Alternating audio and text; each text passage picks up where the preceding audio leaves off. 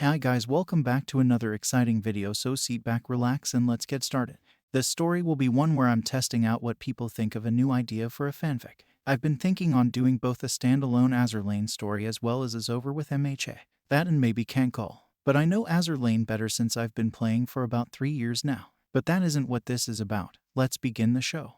I wonder what is going to happen with this next story, Sato asked as he was sitting down. A few others mirrored his question as they were filing back into the main living area. Izuku himself was wondering what his relationship was with those strange women. Mineta, though, was just fuming with jealousy at Izuku's luck with getting close to a bunch of apparently buxom women. There were a few who just didn't care that much and were hoping they would get back to the other stories. Before the screen lit up again, Tetsu, Rin, the big three, and Eri showed up next. So in the last one you watched, Izuku was siblings with Mirio and Eri-chan. Nejire asked as she floated over to get some food, before settling in for the next movie, with a quick affirmative and dodging around what happened to Mirio in the Renaissance story. Then the screen lit up and the new film began. Not all men are created equal. I learned that the hard way when I was just a child. Izuku monologues in his mind while a 5-year him is standing in front of a boy who was trembling. Opposite of him was Katsuki, Bakugo, and a few others. I won't let you hurt him, Kachin. At seeing this, not only were the two involved with the story shocked, but all of the classmates and teachers were stunned as well, many of whom were looking at the two with confusion. What do you think you can do? You're just a worthless, quirkless weakling, Bakugo says while sparking up a few explosions from his hands. He and the others then start attacking Izuku, mocking him all the while. Once they were done, Izuku was laying on his back with bruises and burns on his body. This makes quite a few see red, and they all glare at Bakugo. He gulps as two who are glaring at him are his homeroom teacher and his idol, Midoriya. Was this what you went through when you were a child? Aizawa asks, not taking his eyes off of Bakugo, with his quirk fully active. Izuku tries to come up with something else to say, but he can't. Yeah, it was. At hearing that, Mina is the first to jump up and punches Bakugo in the nose. Aizawa then restrains her and says, you won't be the one dealing with this, Ashido. Bakugo, we will be having a long talk later. Am I understood? Bakugo wants to lash out at the pink girl, but he already knows his thin ice is gone. So, he grits his teeth before nodding. The rest look to Izuku with a mix of pity and regret. Even Aizawa has some of that as he thinks back on the assessment test. If he didn't have a quirk for so long, then I guess it would make sense on why he wasn't capable with it. I might have gone too far. While he is thinking on that, the others in his class are questioning what else Bakugo has done over the years to Izuku. Said fool, though, is panicking in his mind, thinking that if they found out about everything, there could be a good chance he'll be removed from the hero course, or will be held back a year. I still wanted to be a hero despite what everyone else said,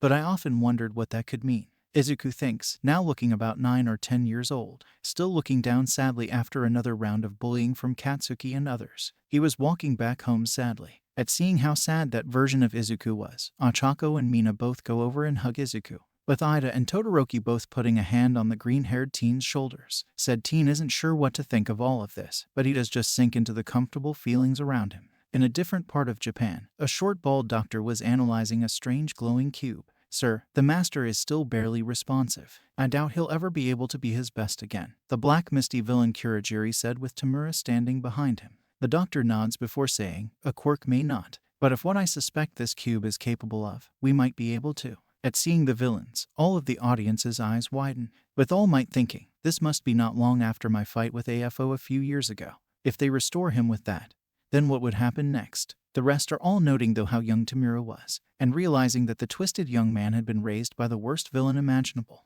The doctor demonstrated by using the energy of the cube to restore a broken machine, as well as restoring a damaged plant. Well, what are you waiting for? Please, heal Sensei, Tamura says desperately. The doctor looks to the boy, then the cube again. He sighs before agreeing. The audience is on the edge of their seats and hoping that whatever they were planning would fail. The doctor, Kurogiri, and Tamura went to a different room to meet the injured man inside. The top of the man's head was destroyed and was hooked up to multiple machines to help him breathe.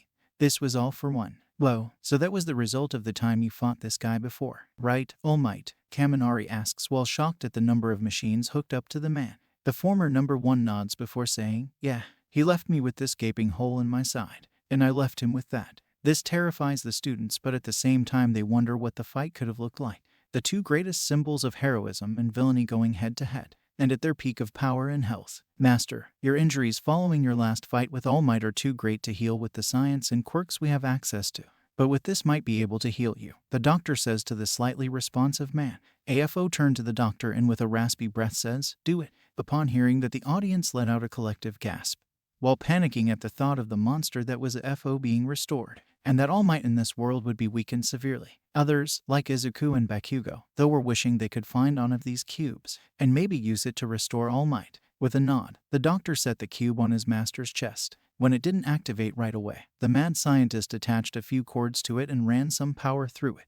The cube then started to light up more and more. With the three observing, their eyes widened and were hoping the master would be revived. A collective chant or muttering of "no" was being said in the heads and voices of the audience. Suddenly the cube starts to float and glows brighter and brighter. Suddenly a bright flash covers the area, blinding all who could see. The light. It burns. Takoyami's shadow shouts as the screen is filled with a bright light. The rest of the audience cover their own eyes. When the light fades, the cube is gone. But AFO was not restored. Instead, floating above the group was a woman with ghostly pale skin and hair. She had a strange bow and fox-eared combo above her hair and was wearing barely anything over her chest and lower body. She had a teasing smirk on her face. "Okay, she looks kinda hot, but I'm more concerned about a few other things," Minta says while at first ogling the strange woman on the screen. A few of the male members of the audience agree, while the female members are looking at the woman with disgust. Who would wear something like that outside? Gyro asks while looking over the strange pale woman. Momo coughs before remembering that her mother had similar cloths, though she wore them for moments with her father, and that she also had some for whenever she wanted to show it to someone close. Izuku, though, notes something else. "But guys, shouldn't we be more concerned about what is around her?" The rest look at him strangely, but then they focus on what was around the strange woman, and their eyes all but pop out of their heads. But what was eye-catching was the mass of tentacles and futuristic cannons around her. "So, were you the ones who brought me here?" the woman said with an unsettling distortion to her voice. Most of them are unsettled by this strange entity, but Tamura stepped up first to say something. "Who are you? And can you help heal my master?" All Might quietly thinks to himself, "Please say no." The students are much the same, but Izuku, Todoroki, and Bakugo know they don't have to worry too much. The strange woman looks to her side and sees AFO laying on the bed with machines attached. She hums before saying, "You may call me Observer. Not that it will matter much longer. It is time for we sirens to see what this world has to offer." She then points her cannons all around and unleashes beams all around her, vaporizing all the humans in the room. Eyes bug out again, with a few all but fainting at the sight of the child Tamura being vaporized by the siren. All Might clenches his fist, thinking back on the fact that the boy was his master Nana's grandson. "I'm sorry, master," All Might thinks while closing his eyes. "Holy shit, that just happened. I'm sorry, I got nothing else to say," Kaminari says while shaking his head. With that done, she looked around before her smile grew. "Now then, let us begin." With a snap of her fingers, portals opened around her, summoning her fellow high-ranked sirens. The six then combine their energy and unleash a blast that destroys not just the hidden building but parts of the mountain all around them. All Might and Aizawa quickly note the location and thinks this may be where they need to search for the Lee, or at the very least, where they need to search for the maker of the Nomus. Suddenly around the world, more portals open and various siren ships appear out of them. Some of the ships start flying around and blasting the cities near the ocean, while some high-ranked sirens suddenly appeared above the cities and start attacking the people. At seeing the destruction in front of them, all of the heroes grit their teeth. Eri curled up into Mirio, who in turn not only covered her ears, but was fuming on his own at the powerlessness he felt. The two hero teachers felt the same and were gripping their hands as tight as possible. Izuku himself felt like he wanted to leap into the TV and try to help whoever he could. In Mustafa, a few sirens start shooting all around. Izuku happened to be walking through the city and saw the sirens arrive. After a few shots, he saw that a few people are trapped. He hyperventilates a bit before running to those who are trapped, lifting up parts of the rubble to help them. Ochako smiled before saying, "Even without powers, you still have the heart of a hero, Deku." Izuku rubbed the back of his head, while a few of the other students cheered for him, with the two hardheads calling him manly. All Might nodded while thinking that was some of why he was his successor. With the sirens, Endeavor, Ryukyu, and over a dozen other heroes are engaging the invading aliens, but they are having no luck getting through the enemy's shields and kept getting blasted back. "Who the hell are you?" Endeavor shouts with a beam hole through his stomach. The audience is wide-eyed at seeing the top heroes getting knocked around. Minda comments, "How the heck is anyone supposed to fight back against this crazy invasion?" Many of the students agree and gulp at seeing Endeavor injured as he was. Ochako and Nejire panic a bit at seeing their mentor injured, with one wing missing and her tail blasted off. Purifier floats up with her hammerhead shark rig behind her. She starts laughing at all of them before saying,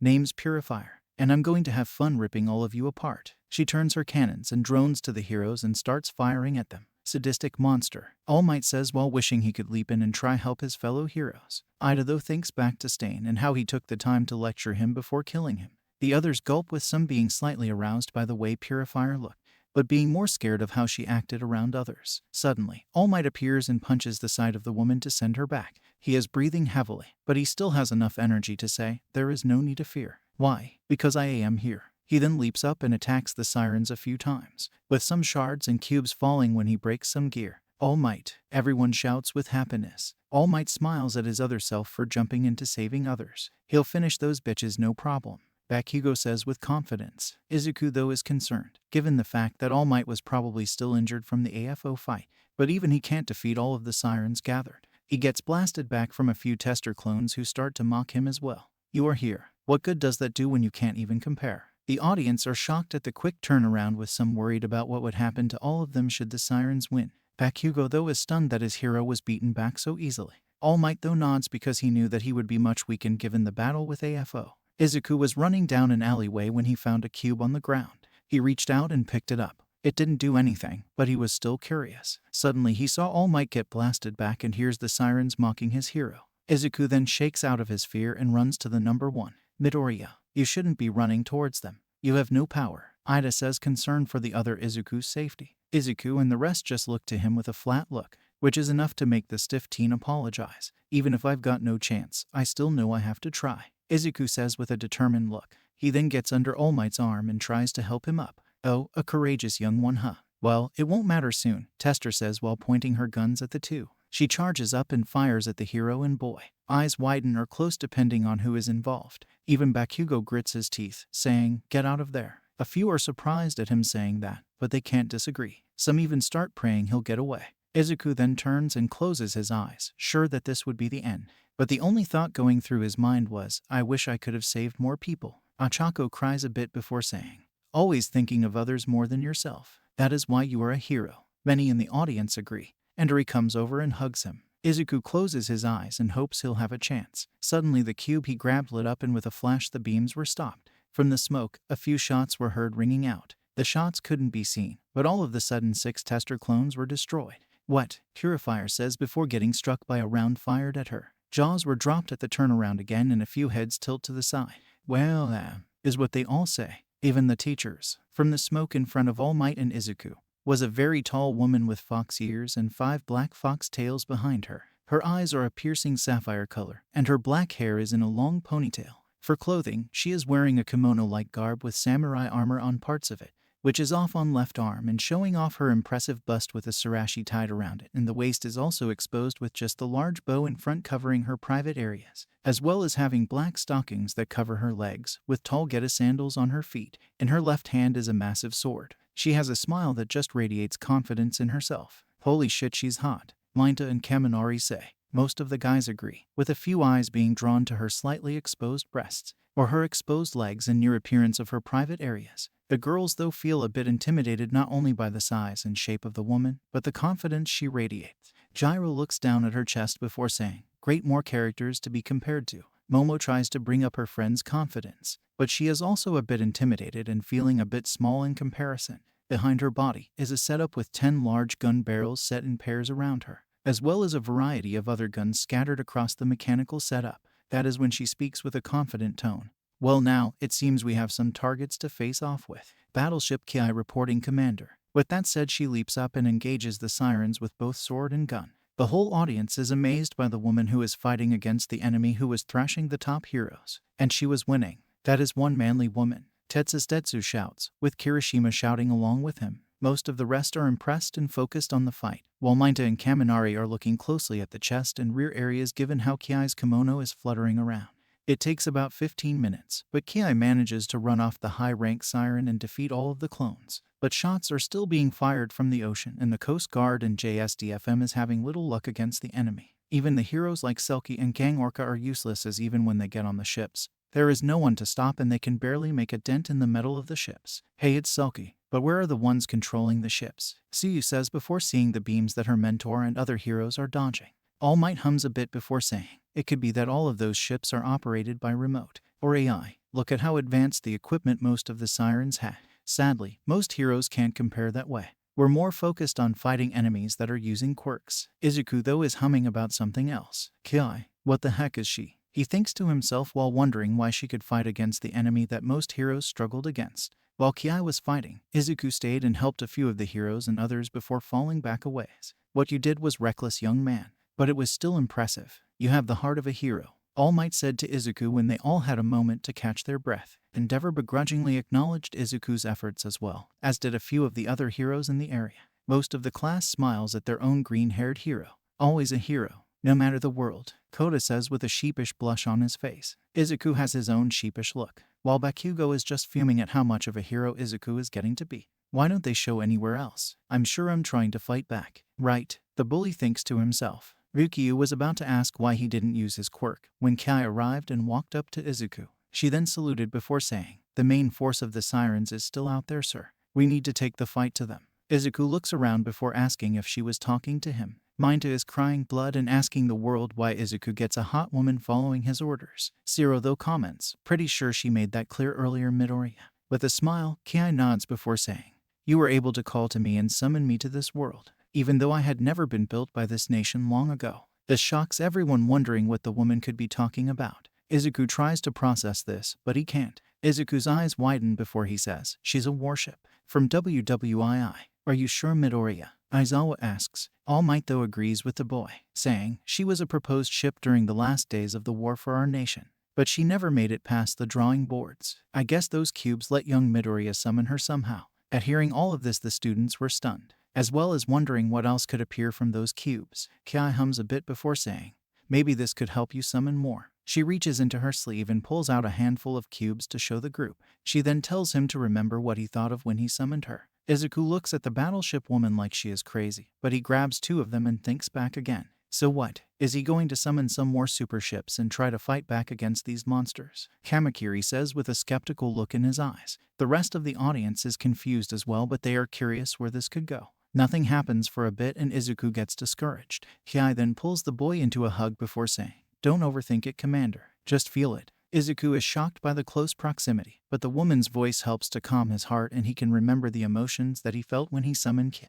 Mineta and Kaminari this time cry at the injustice of Izuku getting a face full of Kai's breasts, while Ochako is looking on with a bit of jealousy herself, and maybe feeling a bit inadequate. Izuku meanwhile is blushing brightly at what is happening to his other self. Bakugo though scoffs, and Todoroki just looks on with an eyebrow raised. The cubes light up and before long, two more women appear before the group. While the heroes are shocked at what is happening, the two new arrivals speak up. The youngest looking of the two was a girl with white hair and bright red eyes and wearing an unusual sailor outfit. On top of her head are mechanical pieces that look like horns, and at her side are a set of cannons and two triple torpedo launchers. In her right hand though is a large sword, improved Fubuki-class destroyer, Ayanami. I'm also known as the Demon. Oh, she's cute. I kinda want to go and give her a hug myself. But why does she call herself a demon? And what's with that sword? And Nejire starts to ask a bunch of random questions. But most of the audience agree that Ayanami just looks like a sweet monotone girl, who also happens to carry explosives, guns, and a big sword.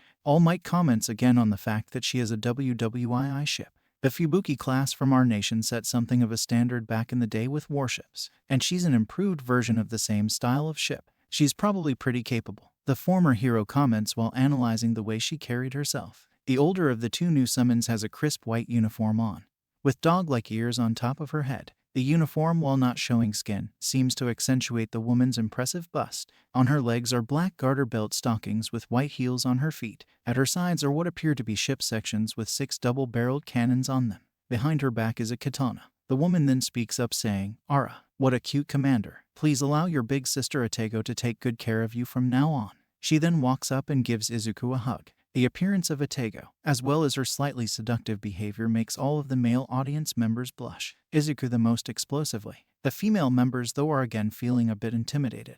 They barely notice All Might commenting on the fact she is only a heavy cruiser. "I can see what the heavy part of her is though," Mineta says with a perverted smile on his face. Kaminari agrees and both are rewarded with knockout punches, courtesy of the UA hardheads. "It's not manly to make comments like that," they say, and all the girls clap and thank the two. Izuku is still not sure how to process all of this, but Kai helps him. With a smack of her sword to the top of Atego's head, she then says, "We have more pressing matters to deal with. 2 cubes left, Commander, make them count." Izuku shakes out of the pleasant scent and comfort of a Tego. Oh great, what's next? Gyro says after seeing two characters with impressive and imposing figures. Ayanami was the smallest and looked comparable to their own age, but that didn't stop the rocker girl from comparing herself to them. Even Ayanami had her own attractive element, from her long legs to her cute face and demeanor. Gyro, I don't think it's right to compare with others, you've got your own set of charms, Izuku said with a little blush, both from saying that out loud as well as recovering from the actions of a Tego.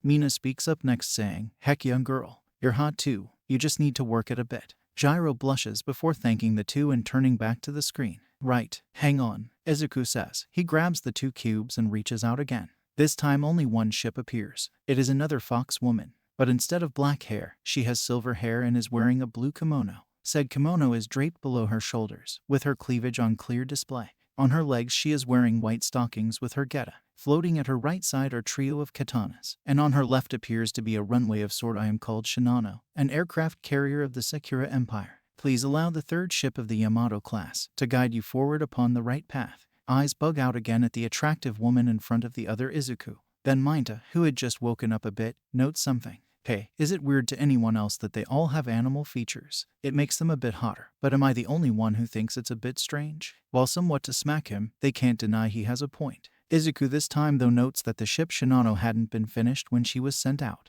We were at the end of the war, and she was converted from a battleship to a carrier. I think the only thing she did was bring some of our people back to Japan from the colonies we had taken. A few hum at that note, with Momo saying she's seen some old details about that as well. Izuku is just stunned by what is in front of him and can't build a sentence. Kiai notices this and puts a hand on his shoulder. Commander, there are enemies out on the waters. What would you have us do? Fight to defeat the enemy. Destroy all in our path. Izuku finally snaps out of it and thinks on what she said, before saying, no, you are going to fight to save everyone from these strange invaders. The heroes can handle evac on land. We need to fight back against the threat at sea. I think. Kiai nods before agreeing with the boy who summoned her. At hearing what a young Izuku had said, most in the audience were thinking he still had the impressive heart of a hero. Even though he was only giving orders, he was still focused on saving as many lives as he could, even if he was a bit awkward about it. Bakugo meanwhile just scoffs off to the side. She gives the orders to the three gathered before they head out for the water. While shocking at first, the heroes went along with Izuku's plan and orders. You did well, young man. We'll handle things here. Get yourself to a shelter. Endeavor compliments, then orders the young man.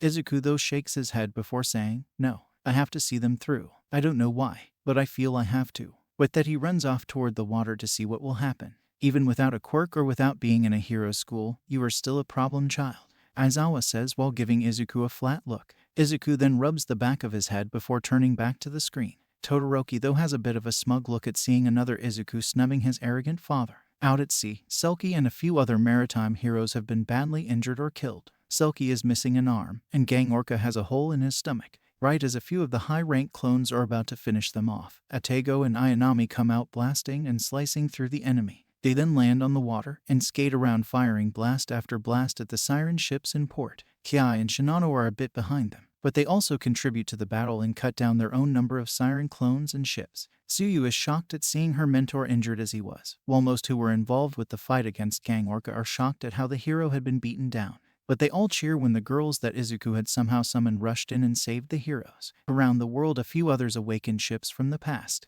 like a pair of men at Pearl Harbor. Both had family who had been stationed there long ago, and both had managed to awaken American ships. Marcus Miller, an African-American soldier at the harbor, awakened Arizona, while a National Parks worker, David Rasmussen, helped Miller to evacuate others. He awakened the spirit of Enterprise herself. A young girl in Kale called out and Bismarck answered. In York and London, two called out and summoned Hood and Ark Royal. At Norfolk, a young captain called out and she summoned Long Island. Even some from Italy, Russia, France, and China were summoned. At seeing the international ships being summoned, all of the hero students were stunned, while a few noting that all of the ships summoned were beautiful women, with Minta and Kaminari drooling a bit at the impressive features and builds of each of the ship women involved. With the first battle of this new war winding down, and Izuku standing at the ocean as the girls he asked to protect everyone fought on, he couldn't believe what had all happened, and wouldn't believe what would change the world of heroes from then on. And the screen fades to black. With the movie done, eyes were wide at what they had seen. That was scary at first, but man did it get epic at the end, Kirishima says with his eyes wide. Tetsu then comments, those were some manly women out there. Wouldn't mind learning a few things about fighting from all of them. A few others agree. though the perverts of Class 1 are hoping that they could learn some other things from the attractive women. Izuku meanwhile is thinking to himself on what that could mean for him as a hero in that other world. Aizawa then says, given they called you a commander, and that there will probably be more of those aliens, that version of Midoriya is probably going to be commanding others in a war, a different form of a hero. Bakugo comments that he'll just be sitting in the back doing nothing. But again, Mina punches the boy in the nose. Well, he's better than you. You're just a bully. And I'm betting he'll be the big hero they focus on in that world. When she says that, a few of the others think about the situation that world is in. If All Might couldn't fight against the invaders, then what chance did they have? Let alone the fact that much of the battle would be fought in the sea. Izuku comments, yeah, heroes in that world will probably be regulated to clean up, evacuation, and rescue work. I doubt too many of the average villains would want to fight given there is an alien invasion going on. We'd all be obsolete while Midoriya would be the big hero. Eyes widen at the implication, with Bakugo fuming to himself that he'd still try to fight the alien. Even Todoroki would want to fight them. But he notes that his ice wouldn't do much and his fire isn't enough to even phase the invaders. Suddenly the screen lights up and the audience sees a set of mechs rocketing down a streetway. It appears to be 2 teams of 3, with a set of yellow and blue mechs in the lead. The image then cuts to inside the lead one, and we see Denki Kaminari piloting the machine. He then hears a call out from, "Watch out, Denki," and he dodges around and counters the mech that was attacking him, and then rockets toward a finish line. Up on the screen as his machine crosses the finish line, one word is seen. IGPX. At seeing that, Kaminari asks to play the next one. The principal agrees but says, this will have to be the last one for the day. You all have school tomorrow. With that, the electric boy touches the TV to start the next show. So this one is a story I've been sitting on for a while, as well as thinking on writing my own Azur Lane fanfic. I've been a fan for quite a while, and I'm a long-time player. About a month or 2 ago, I got an award for 3 years as a player. Not only that, but I've got a fleet with 458 ships, none of whom I've paid for. I earned them through my own work and luck, including most of the event ships and lucking into a bunch of gems more than once. Oh, and a suggestion for any new commanders. If you want to get a lot of cubes fast, do the light construction, then breeze through a few battles and the funds and cubes will come in quick. From there you just stockpile for a while and only splurge when necessary. I've always got a stock of 100 cubes due to this strategy. The next story though will be based around a series I liked back in the day, with some great voice actors and awesome action. And I'm giving Denki a spot because he seems closer to Takashi compared to Izuku. I'll add a few others eventually, but I hope the rest like this story I imagined up. I was a big fan of this show back in the day, so I wanted to make a story that didn't involve as much of the same kinds of fighting. Also, I wanted to make at least one story where Izuku isn't the lead for the story, and the only person I could think was close to Takashi in some ways was Denki. So he's the lead for this tale, and we'll see one of his races today. On with the show.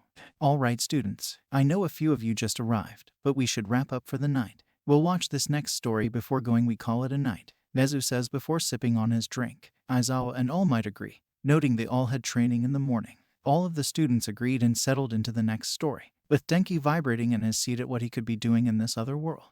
The screen is mostly black with a trio of red, yellow, and blue lines across it. It then starts in on rocking music, before cutting to the 3 focused characters. First running in a tracksuit and also having a cat next to her is Melissa Shield. Behind her is a mech with pointed arms and a thinner look and build. Practicing a few martial arts moves with a heavier and more solid built mech is Izuku Kendo, while Denki Kaminari is more serious looking with a katana in hand and slicing a few times, with a mech behind him that seems to be a middle ground between the 2 mech.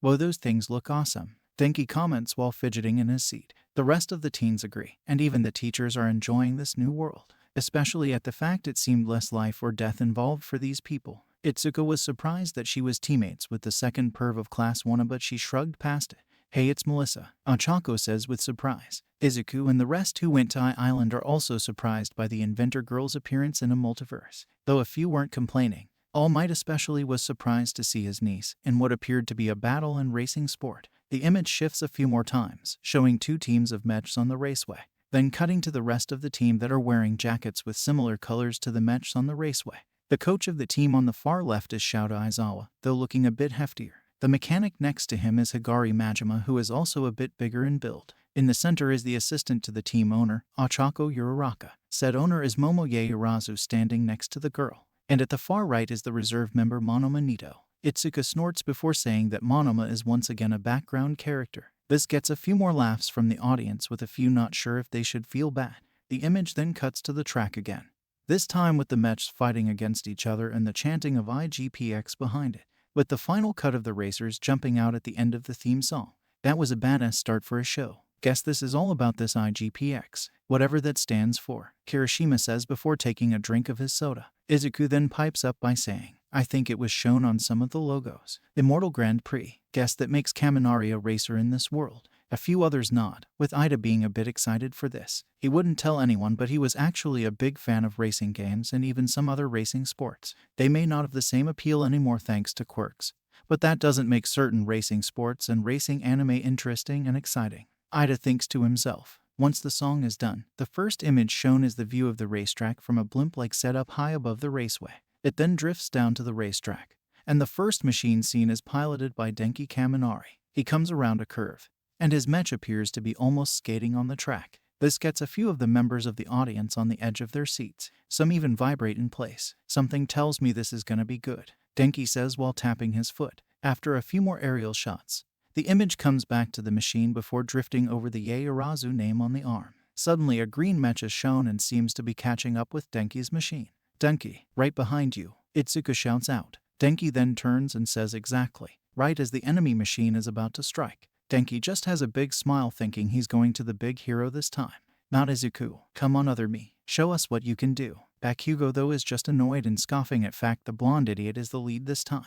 When do I get my shot? Bakugo thinks to himself. He then counters the attack quickly and the subsequent attacks from the opposing mech, before shouting, way too slow dude, and knocks the enemy away. The machine rights itself and tries to catch up again, with Itsuka noting they were coming into the spiral portion of the racetrack. While still in the spiral, Melissa calls out, Denki. Their forwards closing in. 5 o'clock. Right as she is saying this, the green machine puts its hands together into a kind of blade-like form and strikes at Denki. Aizawa frowns before saying, you seem a bit too cocky here, Kaminari. Gyro then quips, it's no different from the fight at the USJ. He's overconfident after just one attack. Denki comments that they were rude, while a few of the others get a laugh. But Denki crosses his arms before turning and deflecting the blow, and then sending the enemy back with a solid punch to its midsection.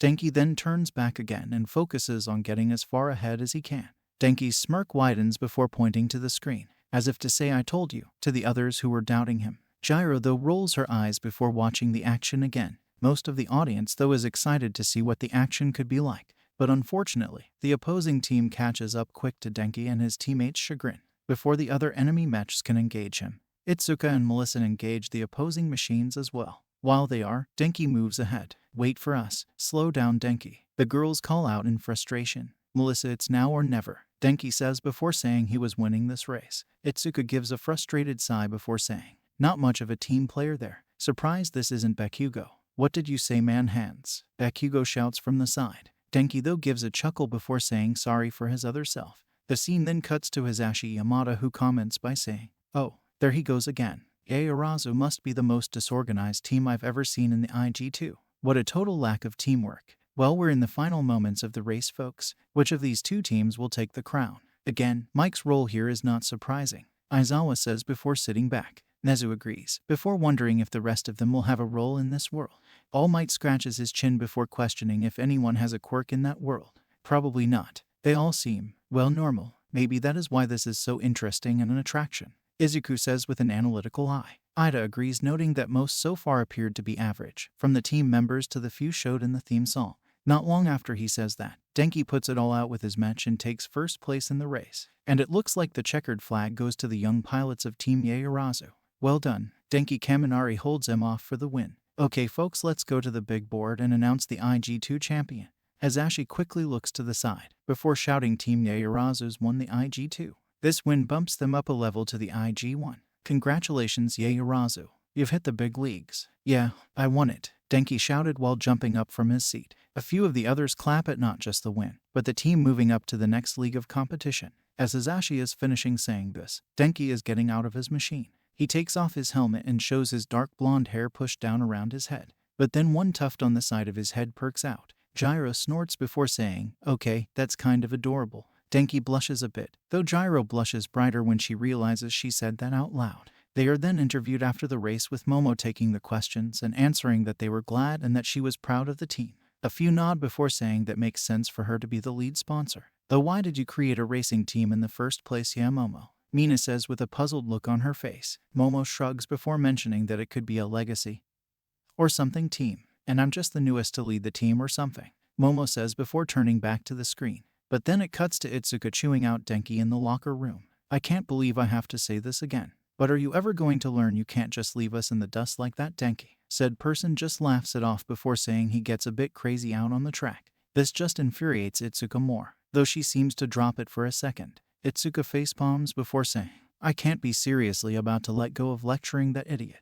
Hey, Denki says, though he knows his other self probably deserves it. If for real, Izuku shouts before noting that they were all in the race together. Denki just brushes this off, while Melissa tries to calm Izuku down by noting that they did win. I know we won, Melissa, but Golden Boy here is never gonna change his attitude if every time he screws up you want to let him slide, Izuku says before going into a Confucius saying. Denki twists his head to the side and asks, what does that even mean? Minta then snorts before saying, how much you want to bet his other self will say the same thing. Sato and Shoji think he won't, while Takoyami and Hitoshi both say he'll ask something else. What does that even mean? Denki asks, and Izuku tries to tell him that he has to be a team player, though Denki again brushes this off, while Melissa again tries to calm down Izuku. Called it, Minta says with a smirk. The others who bet otherwise paid up with a grumble, while Izuku and Achako note that Melissa seems to be the peacemaker of the team. Though what's with the cat? Achako asks with a confused look. Then Monoma comes up and comments on Denki's movements, saying he would have handled the last lap better. Denki smirks before saying, oh, you think so? Yeah, I might be on the bench now, but sooner or later, man, I'll be a starter, Monoma says dismissively. Izuku then notes that this Monoma is just like theirs, always looking to stand at the head or bragging himself up to be the best for a team. Her fellow 1B members nod while thinking back on their blonde classmates' rants. Izuku then gets on Monoma's case about talking to Denki like he was. But then it starts a short three-way argument, while Momo walks in. She gets an angry look before saying, knock it off. Yeah, I'd shut up and listen if I were you. She does own your asses. Gyro comments with a smirk. This gets a few chuckles from the rest of the audience, while Momo is just blushing at the way Gyro phrased that. I just told the entire world, this team's got what it takes to be champion. But right now it seems like our biggest obstacle is ourselves. This is the IG1. To win here we'll need more than just dumb luck, Momo says before commenting that she needs to get sponsors soon. Achako meanwhile tries to offer her help in any way she can. Mina then hugs Achako, saying, even in another world, you are just so peppy and helpful. Achako blushes but agrees with her friend's assessment. Aizawa though is quick to comment that they'll all be lucky to survive in the league, which brings down the entire room. Mina and Achako then deflate a bit before the former says, think we'll ever see a version of Aizawa who isn't overly critical of everything? Probably not. The rest of class want to say out loud, while said teacher gives them a stink eye look before rolling his eyes. A few scenes are shown with the members either practicing, training, relaxing, studying, or preparing the machines for the upcoming challenges of the IG1. Well done all of you, staying ready for whatever challenges await in the races to come, Ida says, while a few of them are looking at him strangely. Ida, are you really interested in this one? Izuku says with some surprise. Ida coughs before saying he finds racing interesting. A few want to question him a bit more but they shrug past it. The scene then cuts to the opening ceremonies for the next IGPX season, first introducing Team Yaorazu, then noting each of the other teams competing in the top league for the cup this year, with Denki being distracted by Team Skylark's lead racer Pony Valgia. You bastard. Bad enough you get close with two hot girls like them, but you've got your eye on that hot guck, Minta says before both Itsuka and Izuku chop him hard on top of the head. Aizawa sighs before mentioning they need to have a talk with Minta as well. Careful, you're drooling on your suit, Itsuka comments with a flat look, though Denki barely notes she was talking. Then Hisashi introduces Team Sledge Mama, with the lead pilot and Giyama. Unfortunately, they weren't the fastest team last year. Hisashi comments but shuts up when Inji gives him a glare. Shoto smirks before saying, so he's still not the number one in another universe. Good. Izuku and Ida then give nervous chuckles while the rest seem intimidated by the look that the other Inji was giving the camera. He then introduces the top team, Team Velstein, with the lead pilot, Keigo Cunningham Hume, also known as the Ghost. Hisashi then asks who Cunningham has his eye on this season. Yeah, there is one. Denki Kaminari of Team Yaorazu, Cunningham says with a patient nod. Shoto this time huzz, before saying, so the number 2 is actually the number 1 in that world, and Kaminari of all people has his attention. Why is that? Sato says while scratching his head. The rest have no clue, while said blonde is happy to have the top racer interested in keeping an eye on him. We've never faced each other, but he's got a style I've never seen. I'm looking forward to the matchup. I think it's going to be a whole lot of fun. Cunningham says, and Hisashi leaves the matter at that, and the rest of the reception and party can get underway. Scene then cuts to the start of a race, and Hisashi gives the rundown of how an IGPX race is run. Each team has one forward, one midfielder, and one defender. They must complete 3 laps around this 60-mile course at speeds approaching 400 miles per hour. The first 3 pilots across the finish line receive the lion's share of the points, and the last 3, well, you don't want to be them. Interesting and impressive. At that speed, losing control at any time, let alone not being careful how you control the machine, could lead to disastrous consequences. Then there is the battle element that seems to be a part of the race as well. Oddly enough, it isn't the green-haired hero who is going on this ramble, but the class president of 1A. Izuku and the rest look at him oddly, before Tetsu says, I thought Midoriya was the only one who did that. Izuku chuckles before trying to snap Ida out of it. With that, the mechs of Team Sledge Mama and Yaoyorozu stand at the starting line. Itsuka says, our mechs may not be state-of-the-art, but we can take these guys no problem. The only problem we have to deal with is our crazy forward. I never liked you, Denki says with a laugh. This gets a few laughs as well, with Denki and Itsuka both looking to each other. They nod before the latter says, we may argue, but at least we can banter and have a bit of fun. Yeah, sorry, my other self is kinda self-centered, Denki says while scratching his head. Itsuka smiles within her machine before saying they could still win, with Melissa and her cat Luca agreeing. The countdown begins and the lights on the track turn to the green light, and with that the race begins. To be continued. With that done, a few groan that they wish they could see more, Denki being the most vocal. Nezu claps before saying they needed to call it a night. But then the TV lights up again. Screaming is heard, as well as rumbles and what sound akin to monstrous roars are heard from the screen. The image cuts to a young Izuku and his mother running along the road. What the heck is going on here? Achako says with a nervous voice. A few of the others agree, with Mirio holding Eri close. Suddenly, a man catches the 2 Midoriya's attention. Hold up, stop, listen, I need your help, he says. He is wearing a strange suit and has a panicked and worried look on his face. Inko gulps before asking what they can help him with. It's not you I need, ma'am. I need the kid, and I need him to come with me now. Inko is worried about what this strange man is saying and denies him at first. Most of the people nod and say that the guy seems nuts. What the heck could that useless Deku be? Bakugo says with a dismissive tone. A few who remember what Izuku said about Bakugo's bullying turn to the explosive blonde and glare at him. He is about to shout, but a new pair of glares stop him. Those of Aizawa and Nezu. The man has his hands up and he looks strained before saying, sorry, but I can't take no for an answer. He then draws a pistol from his back and points it at the 2. Holy shit. A lot of the audience shout as a few panic and worry for Izuku. Even Bakugo is freaking out a bit. Don't mess with Auntie Inko, he shouts in his mind. Izuku meanwhile is scared for his other self in this next dimension. While both are panicking, the man rushes forward and knocks Izuku out. Sorry about this, you two, but I need his help. If I don't have it, we're all gonna die. Inko can barely process what has happened before the man runs away with Izuku over his shoulder. Okay, what stakes are that dire? Does it have to do with the roars and rumbling going on? What can this other Izuku do to help this crazy guy? Are what a few of the audience comments are. All Might though is wishing he was there and could stop the man. He runs for a few blocks back to a wrecked building, as well as the remains of a massive monster. At the sight of the massive creature, all of the audience are slack-jawed. What the ever-loving hell is that? Gyro is the first to shout, with others wondering what brought the monster down. All Might gulps before noting that even at his best, he wasn't sure he could take that beast down. That is when the man looks up at a different sight. A huge robot standing partially crashed into the side of a wrecked building. I've got my other pilot. Let's do this, Gypsy, the man says, and the screen cuts to black. Okay, what the heck is Midoriya getting dragged into this time? Kirishima and Tetsu shout. A few other mirror that thought while Izuku is wondering what new form of danger he was going to be involved in. Nezu though claps his hands before saying, all right, as exciting and frankly intriguing that next world is. All of you need to get some sleep. To emphasize this, Eri cutely yawns from Mirio's arms before her eyes droop a bit. The rest nod before heading out, while the one of class is nervous for what could be next for the greenette of their class. So that was my way of setting up the next story, while this chapter is more relaxed. And if a few of you are interested in IGPX, check Gogonime for it. It's a good series, with some surprising actors. Meanwhile, I've got the plan for the next chapter already, and it could be another that'll become a separate story. Please review. So no fun title for this one. Couldn't think of one right away that fit for the theme that would be only 2 words. So I'm just getting right to the start. And what could maybe be a full independent story if enough people like it. So on with the show. The next day for the students was nothing too special. For most of the students anyway. Bakugo was forced to sit in on a meeting with the teachers about what influence he had on Izuku's bullying. After 2 hours of Aizawa glaring at him, the bully broke. At the end of the meeting, while they did not fully remove Bakugo given the late period in the year, he was currently suspended and was not allowed to take part in training.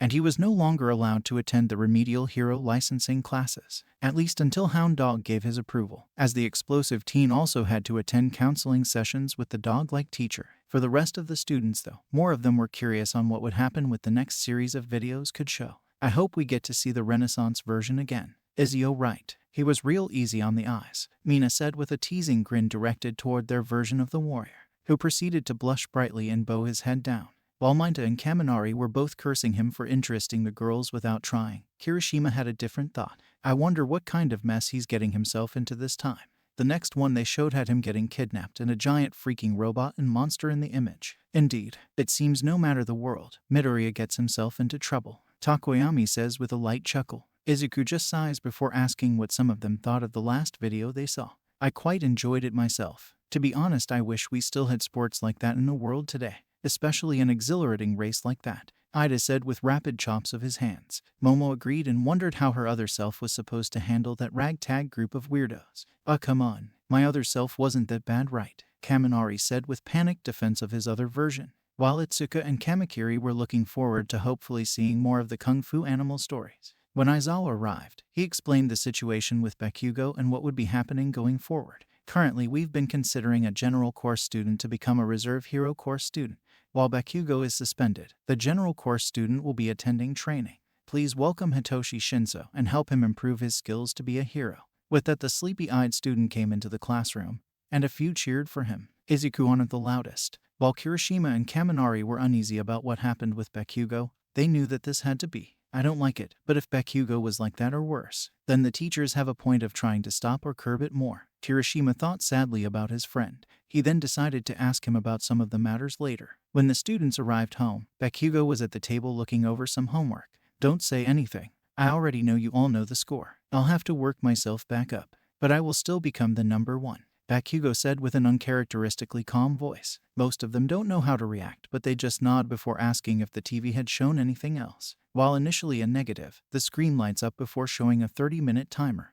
Just enough time to call the others and change, Momo says before heading towards her room. While each are going, they send some messages to the others who had been attending the viewing. When 20 minutes have passed, everyone who wanted to watch had arrived, with a few extras, namely all of Class 1B. When they were concerned about how they would all view the movies, the screen started to spark again, and with a flash the TV expanded to double the size, allowing everyone to see it with clarity. Should we be more concerned? All Might asks Nezu after the incident. Nezu meanwhile is practically vibrating at not just what could happen next in the multiverses, but also what strange entity appears to be watching them all. Pushing otherworldly matters aside, the rest settled in for what new mess Izuku was getting wrapped up in, and the screen ticks down before lighting up again with the next set of action. Just another bad day for Izuku Midoriya, first having to deal with bullies and then almost getting crushed by a villain rampaging through the streets. Hey mister, are you okay? Izuku asks as he helps up a star-headed man who had been knocked over. A few members of the audience were happy to see that even without a quirk, Izuku was still willing to help others, while Bakugo just looks to the side in annoyance. The man thanks him before saying they needed to put some distance between themselves and the villain. They both get away before feeling the rumble of an earthquake. It started small enough but quickly shook the whole town. Even the villain stopped her rampage. Whoa, that was a big quake. Even the villain stopped. Did you see that she tried to hold up that building? Maybe she wanted to do hero work but couldn't, a few of the students in the audience say while watching the video. But some of the ones who saw the movie the night before wonder if it had something to do with the monster and robot. When Izuku arrived home, he checked in with his mother. Any damage here at home, Mom? Inko smiled before saying, just a bit. We'll have to pick up some new plates and cups after that earthquake. For now, how about we go out and get some dinner? Izuku knows his mom is just covering up a bit, but he goes along with it for the time being. They head for the shopping center near them to enjoy a nice meal someone else made. The girls coo and ah at seeing the nice little family moment with Izuku and his mom, while two others are more concerned for what could have happened, namely Izuku and Bakugo. Thought the latter would never admit it. Suddenly, the ground starts to rumble more and more. At first most think it is just another earthquake, but a few people notice something strange. The rumbling is in a rhythm, like the steps of something large. This makes everyone's eyes widen, And a few think of a clip from an old movie with dinosaurs. And the T-Rex's steps in time with the vibrating of the water glass. From the ocean, a massive beast with 6 legs bursts up. It has large insect-like mandibles on its head and sturdy axe-like horn above the glowing blue eyes. This is the kaiju Deinonychus. At seeing the massive beast, all of the audience have a collective jaw drop. With Eri diving into Mirio's arms, she whimpered as she remembered the monstrous form that Overhaul had taken to try and take her back. Izuku likewise thought of that man and gripped his arm in a bit of fear. Suddenly 2 more beasts rise up from the sea. The first is an ape-like beast with heavy horns on its head, the kaiju Wrecker. The second is a thinner monster, appearing more like a weasel or similar creature, the kaiju Gyuma. Holy shit, one was bad enough. Now there's 3. This is bad. Very bad, some of the students say. Even the heroes in attendance are terrified at the idea of just one monster appearing. But 3, even at my maximum, my strongest state, I don't think I could even phase those things. All Might thinks to himself. All 3 wreck a series of ships docked in Mustafa Harbor before coming up on the docks and stomping through the city. First a few heroes try to stop or distract the beast, but it only leads to their deaths. At seeing what happened to the heroes, the audience had a collective panic moment. If that is what those guys have to deal with, could our quirks even stop them? And what would be the point of fighting those things if heroes can't do anything? Minda asks while trying to keep from wetting himself. Many of the other hero students think the same.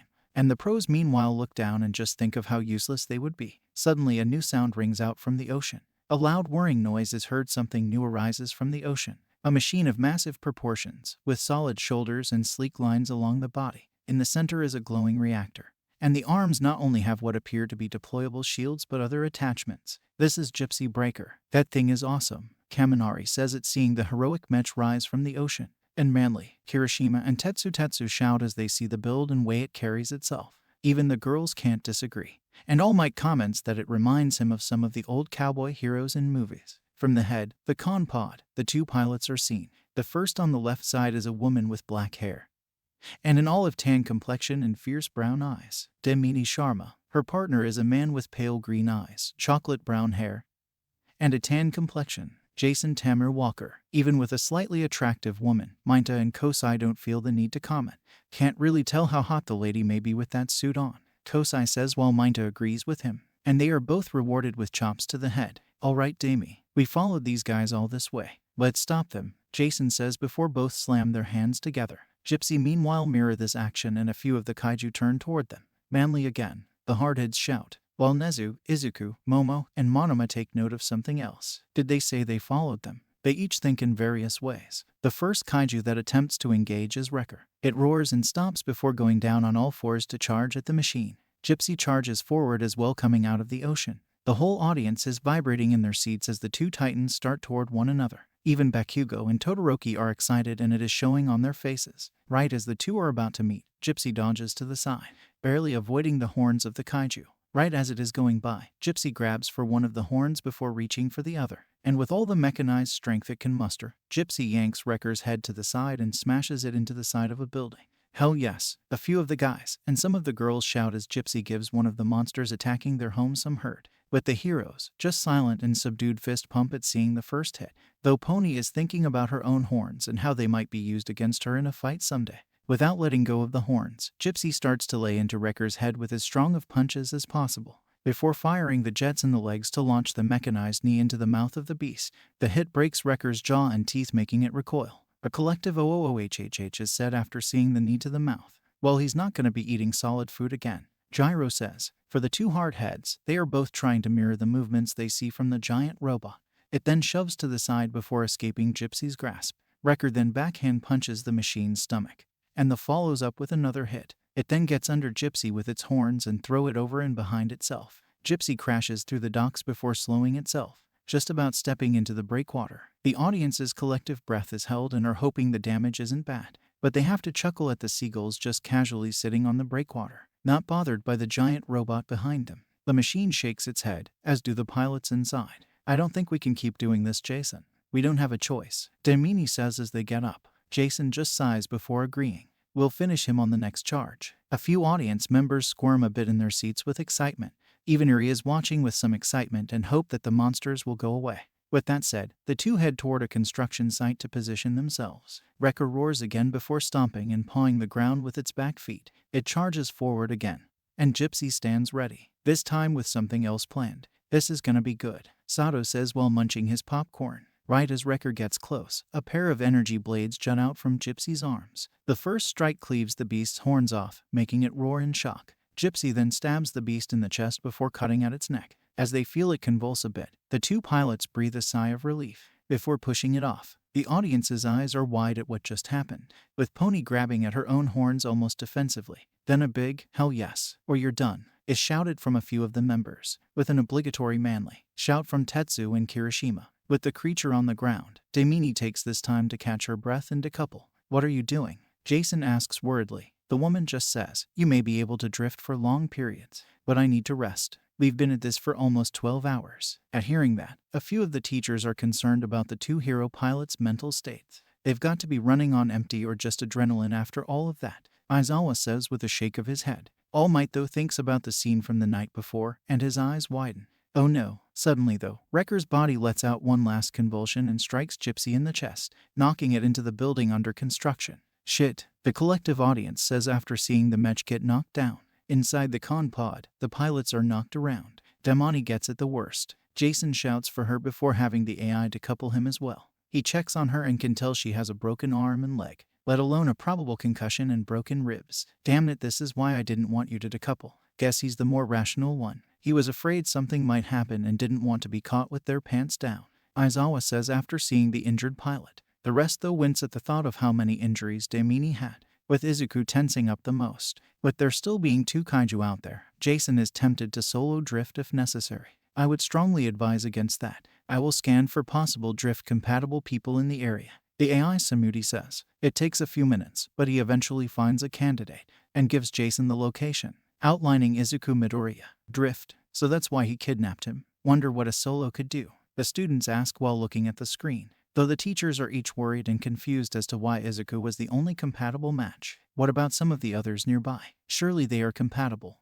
Jason asks while preparing to move Daimini. Samudi simply reports that all others nearby have some sort of damage to their minds. They are all useless for what we need. That boy is the only compatible person. In many ways he is the most important person to the survival of this world.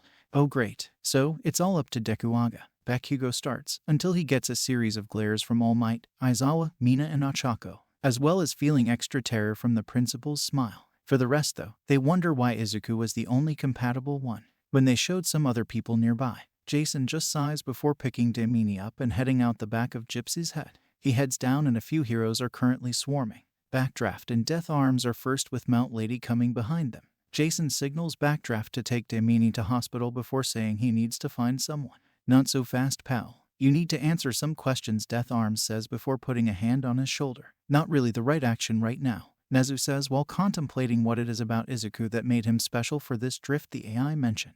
Jason just rolls his eyes before saying, I don't have time for this. He then grabs Death Arm's hand before twisting it. He then stomps on his knee and then grabs the man's face and the headbutts the man as hard as possible in the nose, breaking it. He then follows up with another hit to the face, this time from Jason's knee, before breaking both of Death Arm's arms and smashing his face into the concrete. Holy shit, he beat him down like it was nothing. Guess he doesn't need a robot to be a badass. Wonder what his quirk is? A few of the students say after seeing the hero beat down like he was, though Nezu and Izuku start to think more about that last question. Mount Lady then uses her quirk to try and restrain Jason, but he dodges the hand before running up her arm to her face. Once there he grabs her eyelid and double kicks her in the eye, making her jolt and end up punching herself in the face. She starts to shrink down, and when she's at about half her max height, Jason breaks her arm and a leg. Keep you useless idiots out of my way. Jaws collectively dropped at seeing the giant heroine beat down and dodged like it was nothing, as well as being called useless. Wonder why he called them useless? Shoji asks while scratching his head. Nezu's eyes widen as he thinks about a few other scenarios. He then runs off to find Izuku, who was running with his mother away from the stomping and trying to find a shelter. Suddenly, Jason appeared before them. Wait please, I need your help. Or rather I need the kid's help, Jason said with a panicked tone. Inko put herself between the man and her son before asking what he wanted. Aizawa and All Might nod and approve of Inko's action in this situation. Considering she doesn't know what's going on, she's being quite brave to put herself in between the man and her son. Aizawa analyzes. Jason said he needed Izuku's help to save everyone, but Inko didn't believe him, while Izuku was just wondering what the man could mean by him saving everyone. Jason just let out a sigh before pulling a gun from the holster behind his back. I'm sorry, but I can't just ask. If he doesn't help me, this world is doomed. And we've come back to the teaser from last night, Kamakiri says with a raised eyebrow. Izuku though feels like he wants to jump in to stop the man. Same with Bakugo. While Inko is panicking about a gun being pointed at her, she freezes long enough for Jason to run in and knock Izuku out. I'll take him to the hospital later, but right now I have to try and save everyone, Jason says before running back toward Gypsy.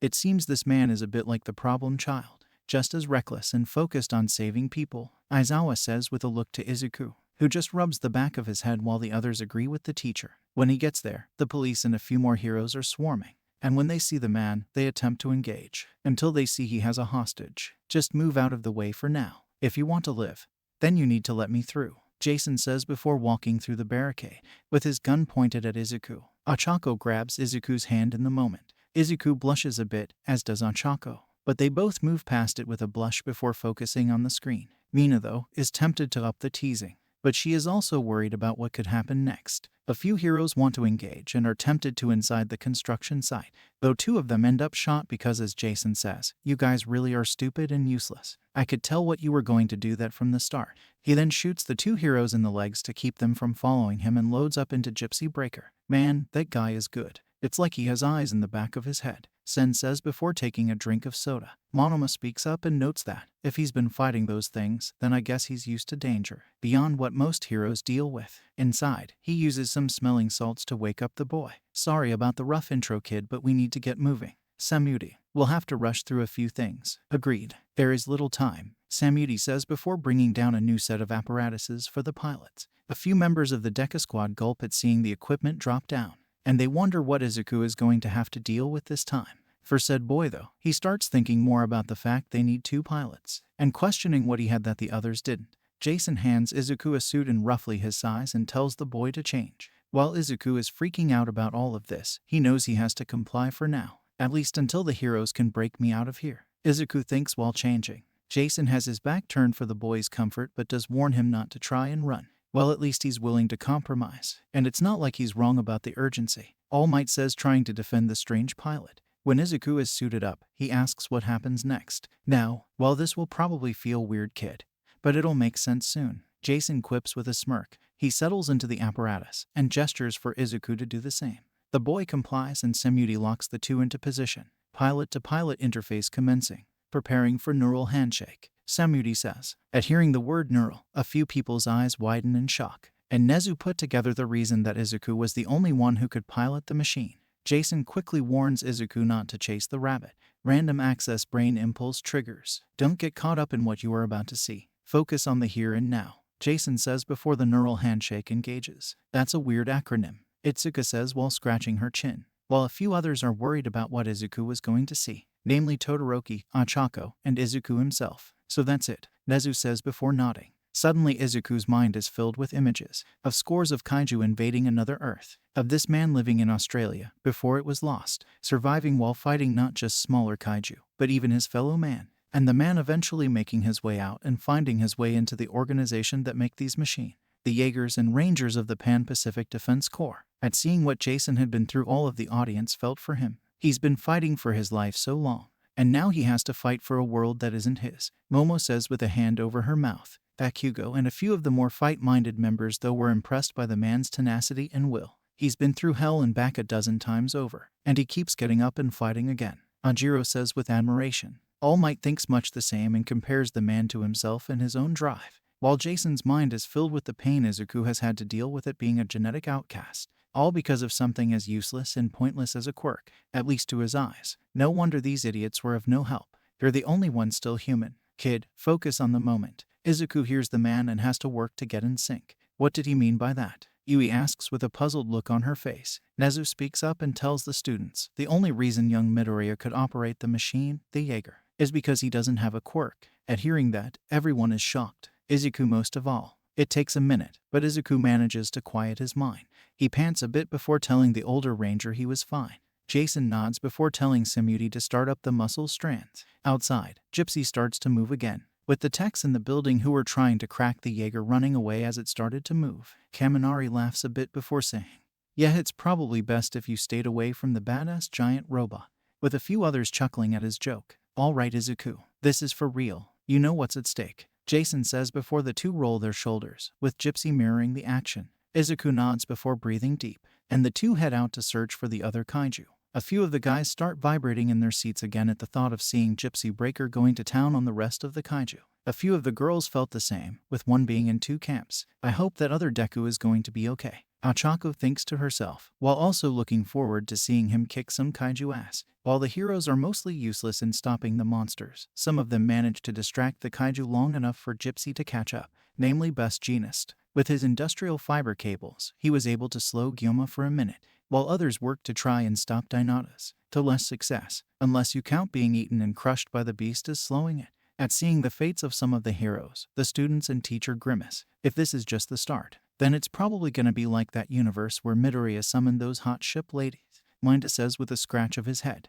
Itsuka then agrees with him, saying, I think you're right, Minta. If these things are going to be back, then they'll need more of those machines. And if heroes, or anyone with a quirk can't help, then our fates will be up to the quirkless. They're the only ones who could save the world. At hearing the class rep of 1B say that most look down and wonder what real purpose their quirks were for, and what they could even hope to do, Gypsy then arrives, and the two kaiju take notice it, finally turning from their march toward Mount Fuji. Dynadas goes in first with a roar and swiping at Gypsy with its claws. Jason tells Izuku to follow his lead before they start to dodge the creature's strikes. After the third swipe, they throw a hard right into the joint of the monster's leg. Elbow rocket, Jason calls out, and the two use a rocket-propelled left uppercut to the creature's jaw. Hell yeah, kick his ass, Gypsy. The two hardheads, along with Bakugo and Kamakiri, shout after the uppercut. Izuku meanwhile is thinking about trying to copy these moves for his own fighting style. Gyoma has twisted off the bindings Jeanist had put on it and tries to strike at Gypsy, but Jason's instincts are too good, and the pair catch the beast's mouth and swing it around, using its body to strike Dynadas a few times. A few members laugh at the kaiju being used against one another, with All Might and Nezu getting a big laugh themselves. Aizawa just smiled under his scarf, but then Dynadas ducks under and gets a hit on the midsection of Gypsy, loosening up the grip on Gyoma, and the weasel-like kaiju then tries to wrap itself around the Jaeger, and Dynadas attacks a few more times, attempting to cut off a limb. Oh no, Midori, hang in there, don't quit. A few members of the audience shout, with Eri shouting as well. Go Deku, stop the monsters, she said while standing on Mirio's lap. A few awed at how cute the action was before turning back to the fight. The Ranger in training recover though, and Jason manages to catch both the head of Gyoma and one of Dynadas' claws. Use the coolant on Gyoma, right side. I'll focus on holding it in place, Jason shouts. Izuku then pushes a few commands, and the reactor coolant is vented, freezing Gyoma's upper body. Then with what could be akin to a flex, Gypsy snaps the upper half of the kaiju off. Mucha manly, the hardheads shouted seeing Gypsy break apart Gyoma after it was frozen, though a few others were concerned about the statement of coolant. What kind of reactor do they have that they need coolant like that? Momo questions, and a few of the more intellectual students mirror her thought, but then turn their attention to Dynadas. But the insect-like kaiju still has an extra set of arms. Izuku then says he has an idea, which Jason can see too. The two then come forward and bear hug the creature, before venting the reactor core and blasting the center of the beast with the nuclear energy. They then draw the blades and cut off the arms, and then the beast falls. At hearing it was a nuclear reactor, a few eyes widen. Though Nezu isn't surprised, I surmise that it may be that type of generator. With as powerful as these things need to be, you'd need a very strong and reliable fuel source. Which nuclear power is, pretty sure it's dead. But we should check for a pulse, Jason says. Izuku agrees and sees what the man has in mind. How the heck do you check for a pulse on a giant freaking monster? Bakugo asks with a shake of his head. The left hand then turns into a plasma coil, and they shoot into the monster 6 times. When it bursts and flames up a bit, Jason quips, yeah, no pulse. Izuku smiles and they head back toward the construction site so they can unload. A few of the audience laugh and then Kaminari quips, apparently that's how. Getting even more laughs. Once there, and distance from one another, Izuku falls down with Jason catching him. Easy kid, come on, let's get you out of here, Jason says before opening the back, with police swarming the opening. Well, that's not entirely surprising, but at least he's more concerned about young Midoriya and making sure he's okay, All Might says, though a few of the students say that they shouldn't be arresting Jason. He just saved everyone. This isn't right, Mina says with a few others agreeing with her. He asks them to wait a minute before handing Izuku off to some emergency personnel. He then puts his hands up with a roll of his eyes as they arrest him. They take him to a building for the Public Heroes Safety Commission. Aizawa nods with Nezu mentioning, At least they are willing to hear him out. Given this situation, our other selves need more answers. Though the current president starts to ask a few questions. Jason first asks if Daimini is alright and tells them he'll only talk with a few of the military and government heads. That and I'll need the earpiece you took from me. It has information on it to tell you what is going on. The commissioner is annoyed, but at least agrees to this. At hearing that, the audience settle in again for what they assume is going to be a very long story. When all the people have gathered, including All Might being in attendance, Jason can begin his tale about the monsters that had started to invade their world. How for 10 years Rangers had fought, and some died trying to stop the creatures from the invasion and destruction. How the pair of Raleigh Beckett and Mako Mori had managed to give them a respite and win the first war. Then the uprising attacks and the reopening of the breaches, and then losing Australia to the kaiju.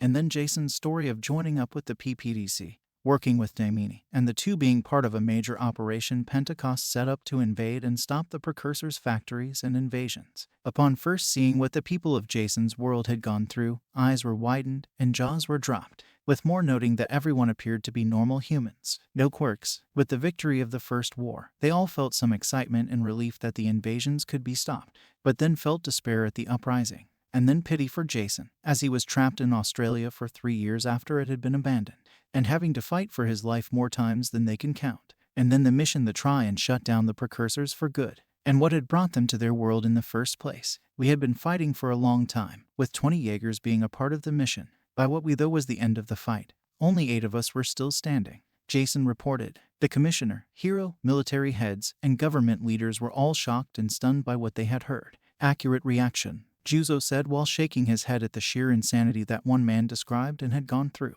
with a few nodding and wondering if Jason was really sane or not. But then a series of portals started to open. The Precursors were opening ways to other worlds, and trying to launch kaiju into them. 10 portals opened, but we managed to stop most, and some of the kaiju were destroyed upon portals closing.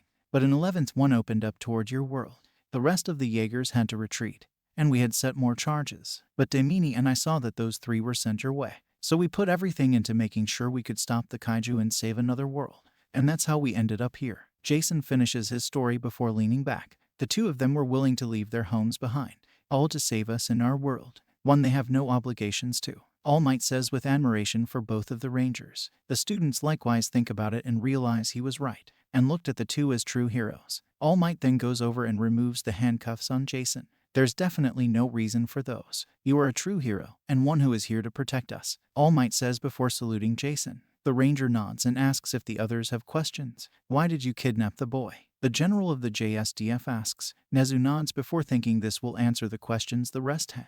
With the students on the edge of their seats, some were hoping Nezu was wrong for the first time, and that their quirks weren't the reason they were all but doomed. Others were curious about this drift and what else it implied. Jason uses the AI embedded in his earpiece to show the scan results that Samudi had compiled. To properly operate a Jaeger, you need 2 pilots to share the neural load, and all of the people nearby were completely worthless. None of them had the capability to handle the drift without the possibility of their brains turning into oatmeal. Okay, that was an image I didn't need, Mina says while shivering. A few of the others agree and are concerned for not just Izuku, but also for the other pilots that may have experienced that same feeling before. When asked why that was, Samudi put forth its own opinion. From what we gathered from Izuku's drift with Jason, I believe it may have to do with those useless mutations of yours. I believe they are destroying your minds. This shocks everyone, and then Samudi shows more of the results. At hearing the AI call their quirks useless mutations, quite a few of the students felt a bit of hurt from the statement. Some looked down in sadness, while others thought about their appearances and what it had done to them. Nezu meanwhile is not surprised, but also not happy he was right again. From what was shown, every person with a quirk had about 1/3 or less neurons in their brains compared to Izuku, Jason, and Daimini. Meaning if you wanted to drift, it would take at minimum 6 to 8 people with quirks to do what a more human person can. Samudi finishes his report. At hearing this, all of the people witnessing are shocked, and then terrified when Jason reports that the fight may still be coming for them. I really don't like how he called them more human, Pony says while pouting. Ryako looks to her and says, what would you call it? At hearing that, the rest look down again because they can't say anything for certain. This is just the beginning. We may not have eliminated all of them in our attack. At best, we might have slowed their invasion, and they will be coming for this in other worlds again, Jason says. Samudi then creates copies of the ways to create Jaegers, and Jason says they need to start building, because a new kaiju war had begun on their Earth. With a sigh, Bakugo sits back and says, well, that's a terrifying place to leave off. Gotta agree with you, man. And in that world, the fate of everything is in the hands of people. Well, let's be honest. We've all looked down on, even if not as bad as you have, Kaminari says with a grim look on his face, when he says that the rest looked at each other before quietly agreeing with the electrification user. Izuku meanwhile just as shocked that his quirklessness was the key to saving the entire world. Maybe that is part of why All Might changed his mind. My powerlessness led me to think of others more, just like he did. But most everyone with a quirk doesn't see the world the same way. Isn't everyone else's thoughts are brought to a halt though as the screen lights up again. The screen then shows the Tuscan countryside, and then cuts to Vizio and his family walking through the hills. As night begins to fall, in front of them is none other than Katsuki Depazzi. Guess we are getting back to that universe after all, Mina says, trying to bring up the mood after the frightening world that they had been introduced to. A few others nod, while Nezu contemplates a few matters that were discussed in the last universe. With the rest getting refills on refreshments, they could settle in for the next set of adventures with Izio Auditor. Holy shitting hell, this was a long one. But I felt I couldn't write a story about giant robots without including a bit more of the fights themselves. Also, if the bit about quirks seems strange, it isn't that surprising if you've been following the manga, and what we've learned about quirks in general, and how warping to the minds they are. And it's not the first place I bring this up. Check out Justice Across Space in time for a different angle. Anyway, we'll be getting back to Assassin's Creed 2 with the next one. Please review. So back to the Izio story now. I'll be focusing on the first couple of battles and kills with this one, and we'll have a rather fun person to link to the Auditor Villa. On with the show. After a rather tense previous movie, as well as remembering what had happened to Izio in the previous pair of chapters, a lot of the audience was worried about what could happen next. I'm kinda worried for Izio. After what we left off on, Minda started, but a few others tried to shush him. Oh, what happened? Mirio asked while walking back into the living room. A few of the previous viewers looked to each other, not sure on what to say. Aizawa then came over and took the big three aside. After he told them, each had sad and worried looks on their faces, with Mirio thinking that Eri probably shouldn't see much of that universe. I agree. I don't need to watch too much of this one, so I'll take Eri for a little while, Aizawa said before going to take the girl to play outside. Though she wanted to see her other self, the allure of a candy apple that Aizawa promised her was enough to sway the little girl. I'm glad she's not going to see this. I don't think she could take it well given Midoriya and Bakugo are on opposite sides this time, Tamaki said with an even more downtrodden look than normal. A few others nodded before the screen lit up. The first thing shown is Izio, Irian and Co walking down the dirt road in Tuscany toward Villa Auditor. Izio had just finished answering as many of Iri's questions as he could. Night had fallen and all were tired. We should be close, Izio said with worry etched on his face. Crazy Dio, Iri said in relief. I hope they make it there okay. They've been through enough already, Kaminari says with concern. Minda and Gyro though look at him before the former tells him, you probably just jinxed them. But right as they arrived, who would stand before them but Katsuki Depazzi? Buon giorno Izio. How could you leave Firens without saying goodbye? Katsuki says with a smug look on his face. Izio tries to cover his family, but Katsuki's men have them surrounded. And once again, Kaminari has looks directed his way, mainly of annoyance. The blonde teen just shrugs while looking sheepish. What do you want, Katsuki? Izio demands with an irate look. Katsuki paces slightly before saying, so many things. A larger palazzo, 2 new steeds, a prettier bride. Oh and yes, your life. Upon saying that, Katsuki draws his weapon, though he does not attack, just taunt from the sides while his men attack. Ida grits his teeth, saying, Izio is outnumbered and ill-armed. He can't fight all of them with just a wrist blade. Mirio nods and hopes his other self's family can get out of the trouble they are in. Meanwhile, a few others are giving their version of Katsuki a look of contempt, even if they aren't the exact same. They can see quite a few similarities in personality between the two, ones that their Bakugo is trying to deny. Izio meanwhile defends his mother and sister as best he can, countering with his fists and hidden blade while ignoring Katsuki's taunts, including those directed at his mother and sister. While watching and listening, Katsuki is both disgusted by his other self and terrified by the glares and other looks coming from the others in the audience. Even Minda looks like he wants to stick Katsuki Depazzi down to the ground before shoving a hot rod up his ass. Not that Katsuki blames him. Okay, I'm just gonna say this, but I don't like any of the ways that prick is handling things. If I'm gonna kill someone, I'll do it myself. Katsuki tries to defend himself and deflect any wanted retribution. After Izio has dispatched a few of the men, Katsuki says, I grow tired of this game. Finish him, and do not spare the women. But suddenly, the charging men are cut down by a volley of arrows. When Katsuki claims that sorcery at work, another voice calls out, ha ha ha, not sorcery boy, skill, wait that laugh, Mirio says with wide eyes. The rest of the audience is happy, thinking that the threat was defeated for the time being. with Izuku himself breathing a deep sigh of relief. "Show yourself," Katsuki demands, and the voice acquiesces the request by knocking his blade away. Suddenly, an older man with long green hair appears and tosses Izuku a sword. He and his men help to fight off and defend the auditor family, while Katsuki runs away. "See, I wouldn't do that. I'm not one for running away," Bakugo defends with. Hiroshima, Izuku and a few others agree with him. But you can't really deny a bunch of other similarities, especially the weird obsession with Izio or Izuku. "See," said with a tilt of her head. This gets even more heads nodding, even the teachers. Once the battle is done, Izio offers back the blade to the man. "You have my thanks. Keep the sword, Izio," the man says with a slight smile, though Izio is confused on how this man knows him. "Don't you recognize me? It's me, Mirai." Then a better shot of the man's face is seen. His eyes are yellow, but he does have a similar shade of green to his hair as Mirai. And while scarred over one eye, the man still has a big smile on his face. Mirio's eyes light up and he says, "It's Sir. So he was my uncle in this other world." Mirio just smiles a bit fondly, thinking back on the teachings and training that Sir Night Eye had passed to him. Izuku is much the same and is happy his other self still has that good man to stand with him. "Uncle Mirai," Izio says with surprise, but also happiness at seeing his uncle after so long.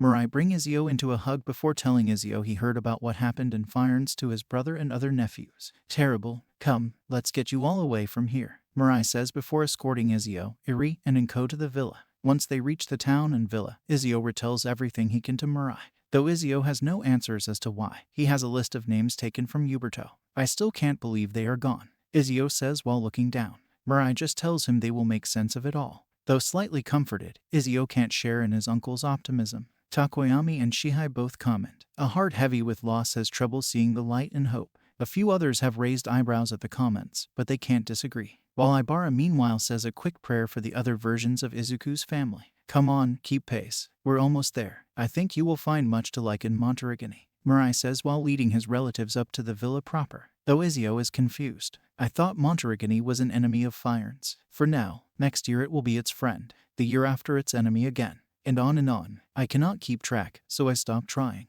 Mirai says with a roll of his eyes. Momo and Ida both nod, before the former says, "That is about normal for medieval European politics." The latter then says, "Or even Sengoku here." He fairly well describes any region in war and medieval-esque settings. All Might and Mirio though are just chuckling at this other version of Night Eye. He'd normally be one for keeping detailed records of what happened and for what reason. Guess this one just got tired of it after a while. All Might thinks to himself. Mirai talks up the shopkeepers and items sold in the town as well as the church and father while walking through, and then giving some history on the family villa, and how it was 200 years old, while also hinting at a few secrets that the villa may have left scattered about the grounds. Though the building looks a bit rough, Mirai sighs before saying, "With all the fighting going on, this place is looking a bit rough around the edges. I wish I could do something about it, but I just don't have the time or money to fix things up. Guess that's life, eh?" After a quick home sweet home from Mirai, Izio compliments the impressive size and scope of their family's old home. Mirai then says to Izio, "Now that you've had the turnipot, you should go outfit yourself. My men in the market are expecting you, and then we will begin."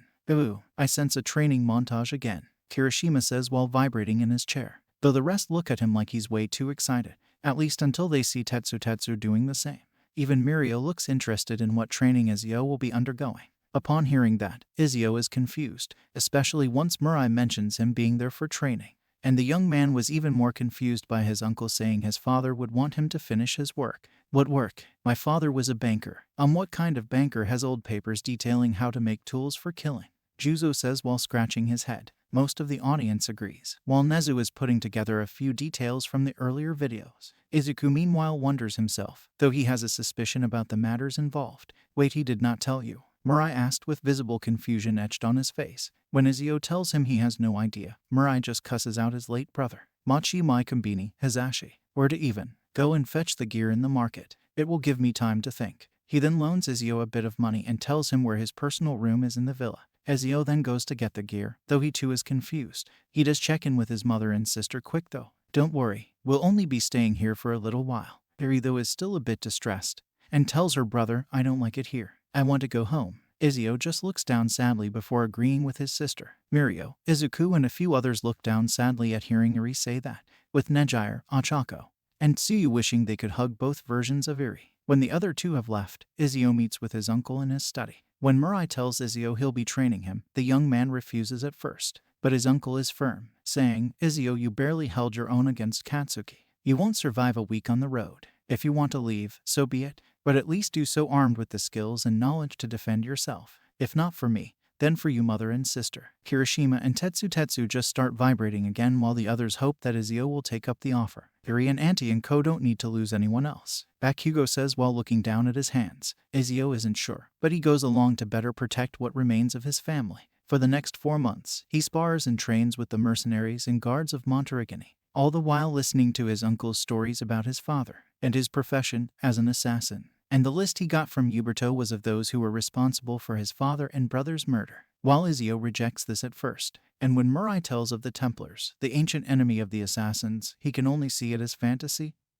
or myth, like something from an old parchment covered in arcane writing, perhaps. Mirai says with a small smile. Izuku is again confused and gets knocked on his butt for his distraction. When questioned about this, Mirai points out that Izuku had his father's hidden blade. I figured you had the codex page he was holding onto as well. He then goes on to tell how the parchment is from the Codex, a guide to their order and creed as assassins. During his time, Izuku had taken to reading through his uncle's library, and can no longer deny the truth, though he is confused as to the secrecy of this war between the two factions. The Templars seek dominion over man, to control their thoughts and actions, and we assassins are sworn to stand against them. Mirai explains in between a training session. While the hardheads were excited for the montage, the rest are intrigued by the story hidden behind the other story. So the assassins, they protect people's freedoms and ideals, while the Templars want to control people in various ways. All Might says with his hand under his chin. Nezu hums a bit before saying, I'm not so sure it is wholly that black and white, though in this case they could be looking to protect people from the Templars needlessly sacrificing people. While ones like the Liberation Army might sound similar, I get the feeling they would most likely be allies with the Templars. When questioned why he believed this, Nezu points out how they only want to free the use of quirks,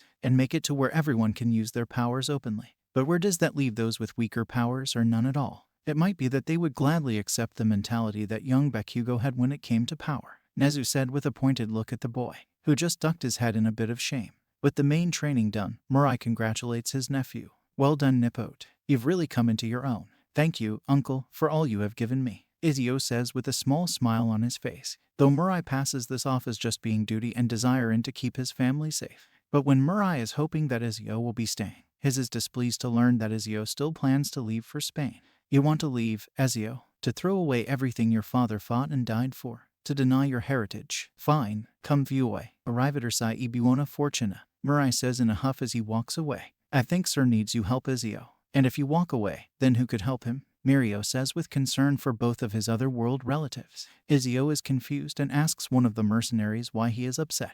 How can he not be? Katsuki's been harassing us ever since you arrived. It's to be expected, I suppose, given his heritage. When Izuku goes to apologize, there is no one left in the villa, outside of his mother and sister. He checks with another mercenary inside, who tells Izuku that they were riding for Sengimignano to kill Katsuki. Izuku tightens his fist before saying, I wish to join them. The mercenary nods before directing Izuku to the stables. A few others smile slightly, remembering how their own Izuku would go out of his way to help others when he could. Todoroki and Ida especially look to their friend with a smile. Izuku meanwhile isn't really surprised at his other self going to help. It's what I do, though I'm not sure about the murder part, Izuku thinks to himself. Before he leaves, he checks in on his mother, though she is still barely responsive. With Iri mentioning, she spends all day and night in front of those feathers Kauta used to collect. She can't let them go. I don't know what to do. Izuku looks at his mother, who does a quick sign of the cross and starts to pray. He just sighs before reassuring Iri that Inko will come back to them someday.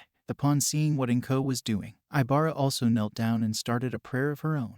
While the rest may not be expressed believers of any kind, they also bow their heads in a bit of prayer for the ones lost due to the machinations of others, with Katsuki feeling secondhand guilt at his other self's involvement.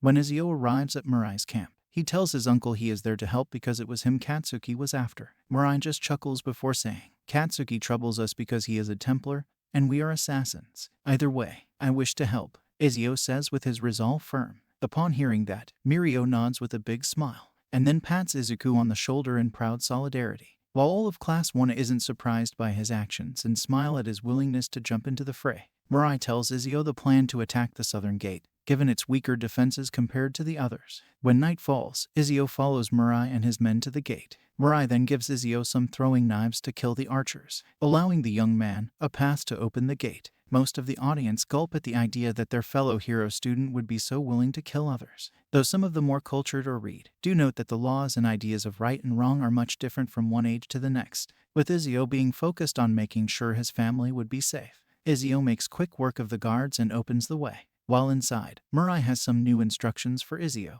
I want you to distract those guards and keep them from raising an alarm. Hopefully, it will buy me enough time to silence Katsuki. Izuku nods before listening in on the guard's conversation, with the young man chuckling a bit at Katsuki shooting off his mouth at people and angering the wrong ones. Yeah, that seems about right. Mineta, Kaminari, Kirishima, Ochako, Todoroki and Ida say with a flat look. While Bakugo wants to refute that, he knows that his other self probably did just that. Like why he's stuck out of the hero course now. Izuku gets close and surprises one man, while ordering his men to attack a group of guards. He and his men meet up at a rendezvous point, but Mirai isn't there. One of the injured men points to where his uncle is, and Izuku is off. When he catches up, Mirai mentions that they were ambushed. He then tells Izuku to go find Katsuki, see that justice is served. Mirai commands, and Izuku nods before heading off. I'm not sure it is justice by our standards, but as I said, it is probably more fitting in that past sense, especially given the actions involved. Ida says with a slightly heavy heart at the idea of one of his classmates killing another. Izuku sneaks around on the rooftops before he sees Katsuki, Francesco, Masaru and a hooded man coming from one of the gates. It's settled. Katsuki,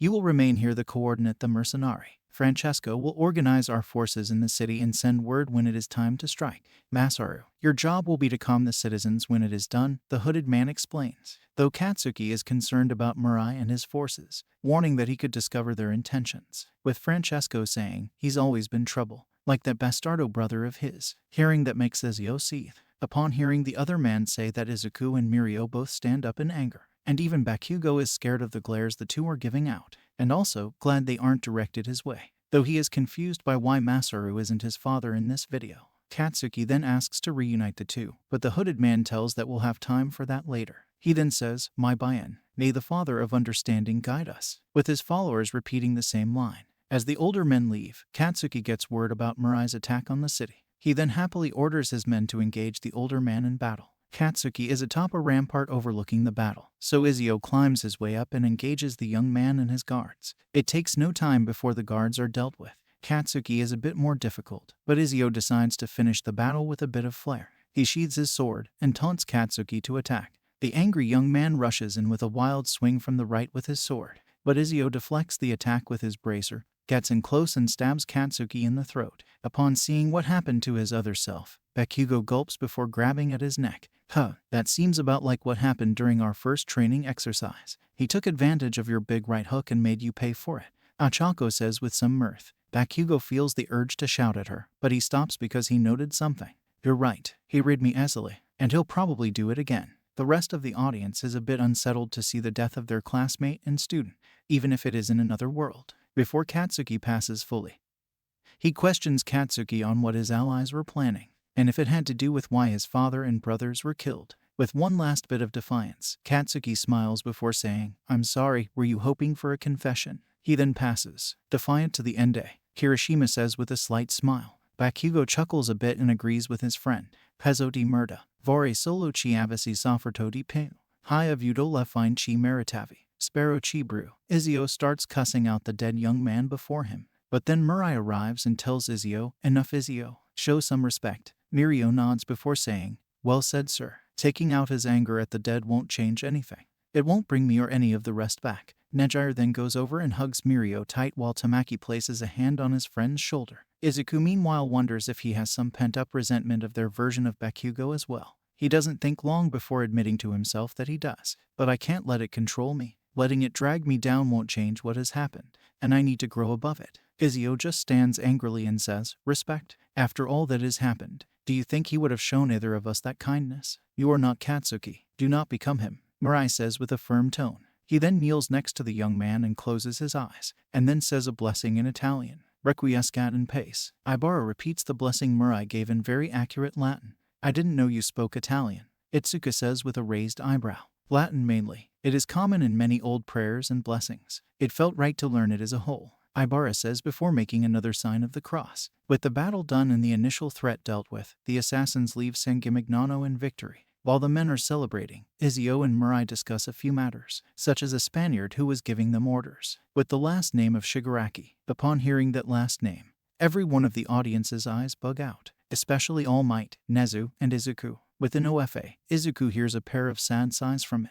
This makes him confused, but he can somewhat understand it. Izuku then vows to make all of the people on the list fall to his blade, and end their threat, with Firons being first on the list, and thus the screen cuts to black. Guess the next video will be about Izuku stopping whatever Bakugo's family is planning, Kosai says with a scratch of his chin. Monoma then chimes in to say, hopefully Wana won't be the only ones taking the spotlight. A few from Wana snort a bit before chuckling to themselves. When questioned on what they were laughing about, none of them knew how to answer, and the screen did for them. It suddenly lit up and showed what role Monoma played previously. Upon seeing this, all of 1B's eyes were wide, before looking at Monoma in disgust. Said teen was even disgusted by his other self, while also feeling intense and intimidating glares from a few, namely Izuku, Mirio, Ochako, Nejire, and Tsuyu. Once that is done, Nezu stands to use the bathroom. I do hope we'll get some more about this interesting conspiracy. It is quite intriguing. So that's that for this chapter. Next will be the battle to protect Firons and the eventual reveal of more of the conspiracy in Italy. Please review, and maybe check out my other works. This will be a bit of a quick chapter as well,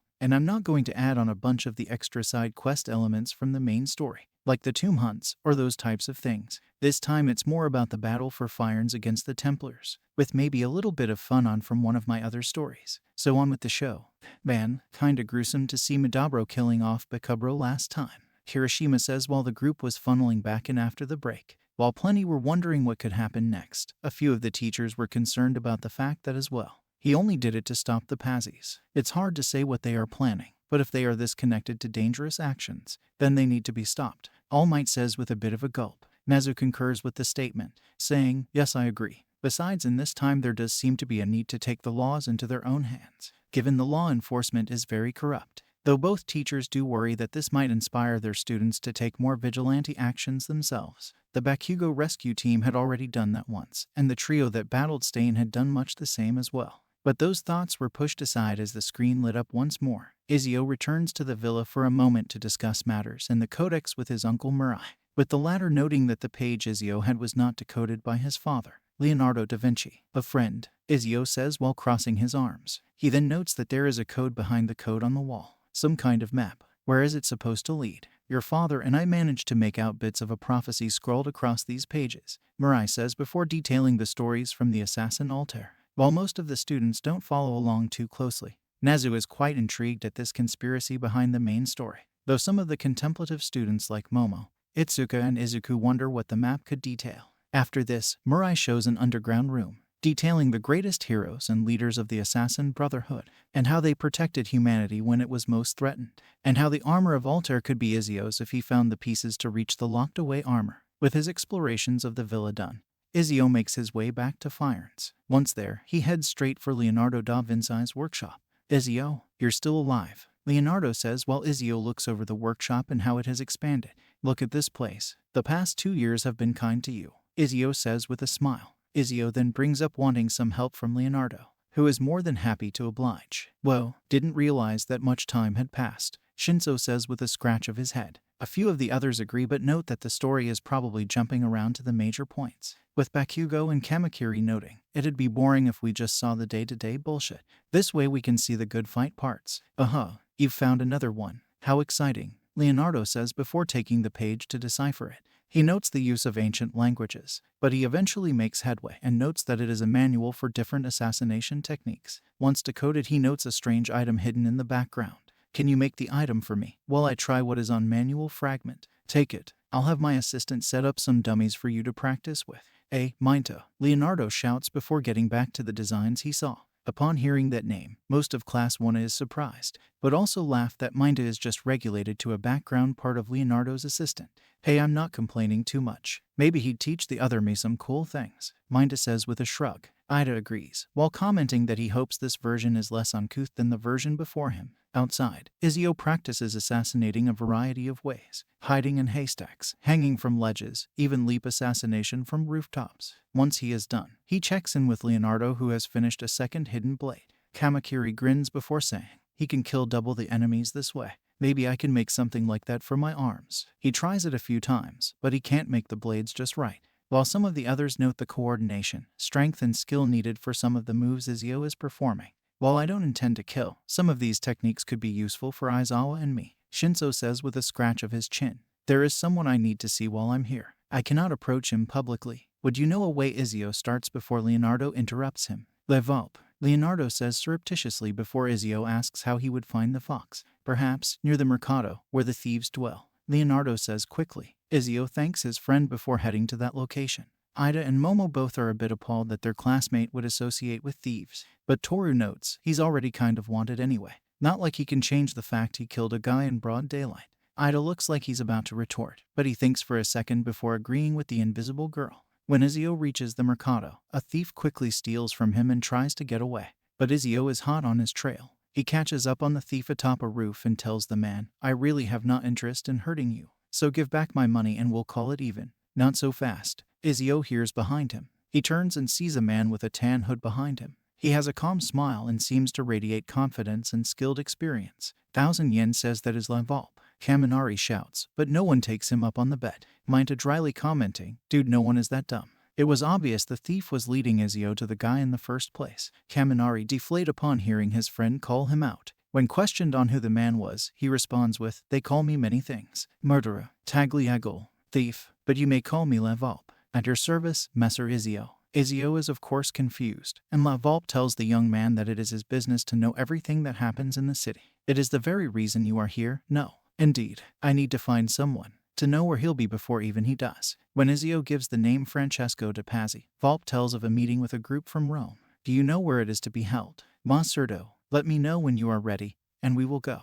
Valp tells Izuku before giving the young man back his money. Well, at least there is some honor with this thief. Jiroda comments as the audience watches Izuku run across rooftops to follow Levalp. Levalp points Izuku to a specific church as where the Templars are meeting, as well as telling the young man of the catacombs beneath the city. They'll lead you to a place where you can eavesdrop on the meeting. Grip that stone handle, turn it and pull it down. With the instructions given, Izuku thanks the thief and heads for the catacombs of the city. Once Izuku is in the catacombs, he works his way around to the hidden room within the church to listen to the plan. There he sees the Pazzi getting weapons to arm their men for the plot. The plot to murder the Medici family in front of the Duomo before Sunday Mass. Upon seeing the monks as well as hearing the plan for murder on Sunday Mass, Ibera quickly drops to her knees and prays, before calling the men planning the murder blasphemers to do such a thing, and to have the Pope supporting it as well. Ibera starts but can't even finish her rant about how they will burn in hell for these actions. Masaru though seems uneasy, noting that they shouldn't underestimate their enemies. Did you already forget how your own son was murdered? Masaru says with a sideways look to his brother. Francesco looks annoyed before saying, we'll suffer no such surprises this time, maestro. You have my word. The hooded man nods before saying, molto bene. I should be off. I've some other business to attend to before returning to Rome. Gentlemen, tomorrow a new sun rises over Firenze. May the Father of Understanding guide us. With that said by all, the Templars leave to rest before the attack. Izuku talks to Levalp, telling of the plan to murder the Medici family. Valp is shocked by the audacity, but Izuku sees this as an opportunity. It is a chance for me to blend with the crowd, get close and stop this madness, Izuku says, but Levalp is still worried, with Izuku assuring the man that he will not let the Pazzi take over Firenze. Bakugo shakes his head before saying, he should have taken those guys out beforehand. Izuku oddly agrees, wondering, why is my other self waiting to attack the Templars? They work in the shadows, young Midoriya.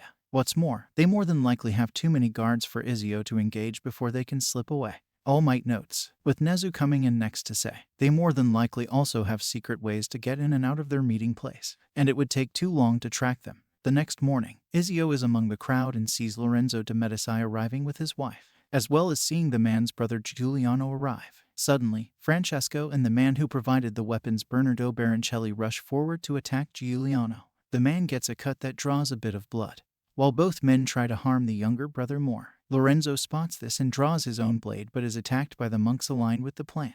Once Giuliano is knocked to the ground, he pleads with the Francesco to stop, but he will not listen. He cries out as he stabs the man over and over, no mercy for you, dog. Die, die, die. Now I see why this guy is Bakugo's father. They say the exact same things, Todoroki says with a smirk at the explosive blonde, who gulps a bit at seeing the bloodshed. He can't even be angry as he knows he's said the exact same things to intimidate others during combat, while the rest of the groups is even more unsettled than Izuku's first kill, as the man just continues to stab the dead Giuliano. Eventually a few lose their lunch, or snacks, into the trash or some bags that Momo had provided. I hope Izuku puts a stop to this soon, Tsuyu says while still looking green in the face. With the younger brother dead, Francesco draws his sword and attempts to engage Lorenzo. But Izuku steps in and defends Lorenzo from the onslaught of the Pazzi troops. Once enough of the men have been routed, Francesco runs off to regroup his forces. Lorenzo, though, is tired and bleeding as well. Izuku, though, helps the man to his home so he can gather men he trusts. Once there, a Medicai guard attempts to make Izuku give him a password, but the head of the Medicai tells him off. By the thrice greatest, come in, quickly, the city is at war. Hurry, the guard says while helping Lorenzo into the family plaza. When Lorenzo asks why Izuku helped him, Izuku responds with, "You are not the only one who lost a brother to the Pazzi. My name is Izuku Auditor. You're Hisashi's son. Your father was a good man. He understood honor, loyalty," Lorenzo says while holding his wound. Itsuka thinks back and realizes that Izuku was supposed to meet with Lorenzo. But the man was away when Izuku's family was captured and killed, only warning Yuberto about the consequences of his actions. Oh yeah, that was during the time where we saw Izuku beat the shit out of Monoma for cheating on Eri, Nejire says with a big smile on her face. This gets a few laughs from the rest of the audience while Monoma grumbles off to the side. When a Medicai guard arrives and warns of the Pazzi attacking the Medicai supporters in the city, my survival will mean nothing. I have to, Francesco de Pazzi, save our city auditor. Kill him, Lorenzo says while trying to stand before commissioning Izuku to finish the betrayer of Irons. Izuku nods before heading out. Nezu nods before saying, "Finish this fight, young auditor." The rest agree with Izuku, wondering what his other self plans to do to end Francesco de Pazzi. When he reaches the Palazzo della Signoria, the fighting is intense, but Izuku is focused elsewhere. On the roof of the building as Francesco is watching and sees Izuku arrive. "You again, why are you not dead?" "Men, slaughter him," Francesco demands before Izuku defeats the men and hides in the shadows. He then slips up the backside of the palazzo and kills most of the guards with his hidden blades, countering as well as striking with the weapons. After he kills a few, the rest run away. Bakugo and Kamakiri nod with some respect to Izuku. He beat their asses and scared them off. "That's the kind of hero I want to embody later," Kamakiri says. Bakugo thinks much the same, but he knows he'll have to wait to get back into the hero course. Atop the palazzo, Francesco calls for more guards, but as Izuku says, no one's coming. "It's just us now." Izuku stalks toward the man who climbs the rampart before demanding that Izuku stay away. He then leaps off the top fall into a haystack. Once Izuku has escaped from the guards, he runs after Francesco. The man keeps screaming for Izuku to leave, but he does not let up his pursuit. He catches up with the man and finishes him with a leaping stab to the back. "Now Irons will judge you for what you have done." "It's over. It's all over," Francesco says before his life slips away. Meglio accontentarsi di questa vita, chi aspirare ad essa nella prossima. Requiescat in pace, Izuku says to the man as he passes. With Izuku's prayer being said, Ibera also bows her head to pay respects to the dead. The rest of the audience follows suit, with a few wondering what Izuku will do next. Once this is done, Izuku returns to the palazzo with Francesco's body. Down in the square, Masaru is rallying the people, crying out liberative from atop his horse. But suddenly, Francesco de Pazzi's body is dropped with a noose around his neck, and his body stripped down to his undergarments. When Masaru sees this, he turns and runs from the city of Irons, while Izuku and the Medicai guards celebrate from the top of the building.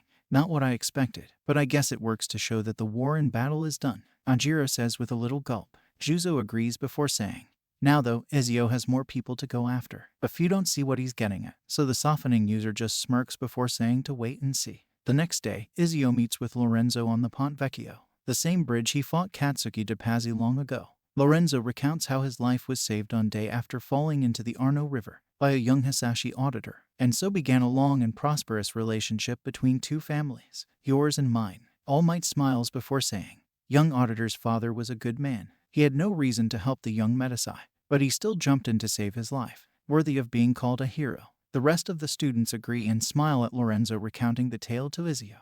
Izuku nodded before Lorenzo continues, apologizing for not being able to save Izuku's brothers and father. "You have nothing to apologize for. I believe Masaru de Pazzi played a part in their deaths. The attack on you as well. I need to find him," Izuku says, and Lorenzo only mentions that he fled before he could be arrested, as well as the other conspirators. Izuku thinks for a moment before saying the others would know the man's whereabouts. Juzo just smiles and a few others nod or clap at his foresight.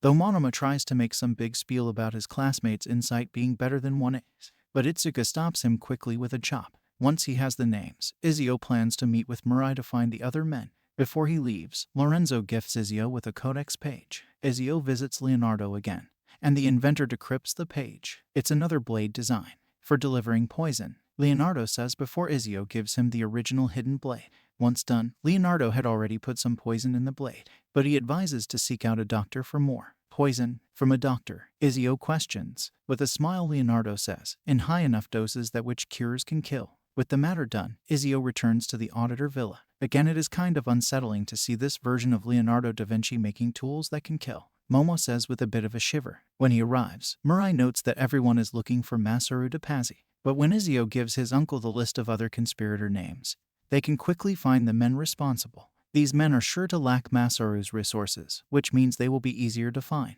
I will put my scouts to work, Mirai says. Before Izuku leaves again, Mirai has the young man meet him on the practice field to teach him about disarming opponents. Mirio smiles big before saying he was pretty good at that. Even without using his foresight, he could disarm and disable opponents in battle. Mirio and Izuku think back to some of their training under Sir Night-Eye with a smile. Once the news of the conspirators is passed down, Izuku heads off to deal with the men. One by one they fall. Renato Baroncelli, the monk Antonio Maffi, Archbishop Francesco Salvatani, Stefano de Bagnon, each giving hints and riddles to tell where and how to find Masaru de Pazzi. Once it is all put together, Izuku waits atop a building outside of the San Gimignano church. If I stay my blade long enough to follow him, he'll lead me to his Templar brothers. Then I will have more names for my list, Izuku says to himself while watching Masaru de Pazzi leave the church. Bondo hums before saying, how long do you think his list of people to kill is now? Who knows? With as many people are wrapped up in this conspiracy, it could keep growing and growing,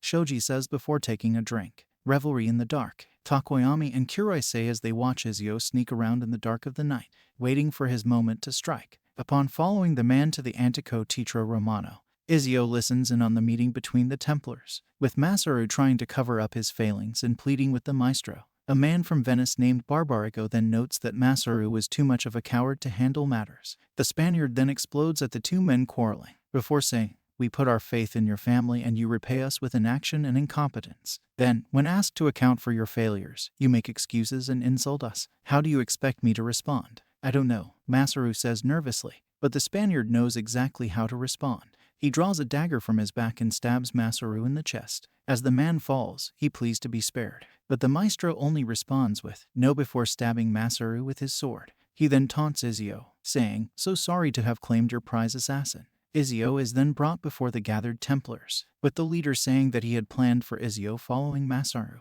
even if it isn't his actual father. Bakugo is enraged at seeing the mastermind of all these schemes stab the man in such a way as to make him suffer, with his armrest smoking from the explosions going off in his hand. The others of the audience look at the man in disgust, between his disregard for his allies and his taunting of Izuku for killing the man, which for Nezu and All Might it is enough to confirm what they thought about the man leading the Templars. Izuku offers to spare the men holding his arms' lives, but when one tries to mock him, Izuku quickly deploys his hidden blade into one's throat while tossing the other to the side. Once most of the men are dealt with, including those who ran away, Izuku makes his way to Masaru de Pazzi. With a sigh, Izuku puts the man out of his misery. Fai, amico, libero da fardelli e pora, requiescat in pace, Izuku says to the man in his last moments. Thank you, Bakugo says in an uncharacteristically quiet voice. The rest think the same and say another prayer for the dead Masaru de Pazzi, though Izuku is concerned for the fact that now his other self has to deal with a new conspiracy. Izuku returns to Fierns to tell Lorenzo that the deed was done,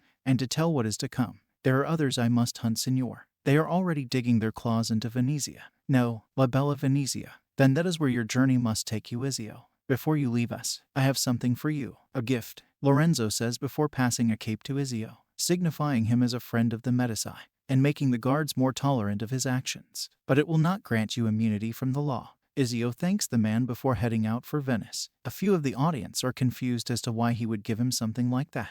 There may still be some of the Pazzi supporters around the city. This will give Izuku the authority and leverage to investigate them, Nezu says with a scratch of his chin. Along the way, Izuku bumps into Leonardo. He helps his friend to fix his broken carriage, with Izuku seeing a strange device inside, which Leonardo claims is his way of making a man fly. This statement gets both Momo and Ida excited, as they wonder what this other version of Leonardo da Vinci could make, with some questioning if he'll be making greater weapons as well. The two travel together, with Izuku fighting off pursuers by using the size of the carriage to their advantage. But with more coming, Izuku jumps off to save his friend from being attacked by those after his life. He leaps from the carriage and engages the men, eliminating most rapidly. A well-thought-out plan. He knew they were after him, so he split up from Leonardo, Ida said before eating some popcorn. Though Ochako is concerned for Leonardo's safety going forward, how does Izuku know that there weren't more ahead of them? Momo then says that the men probably know what Izuku wears, so if he doesn't show up they won't attack Leonardo.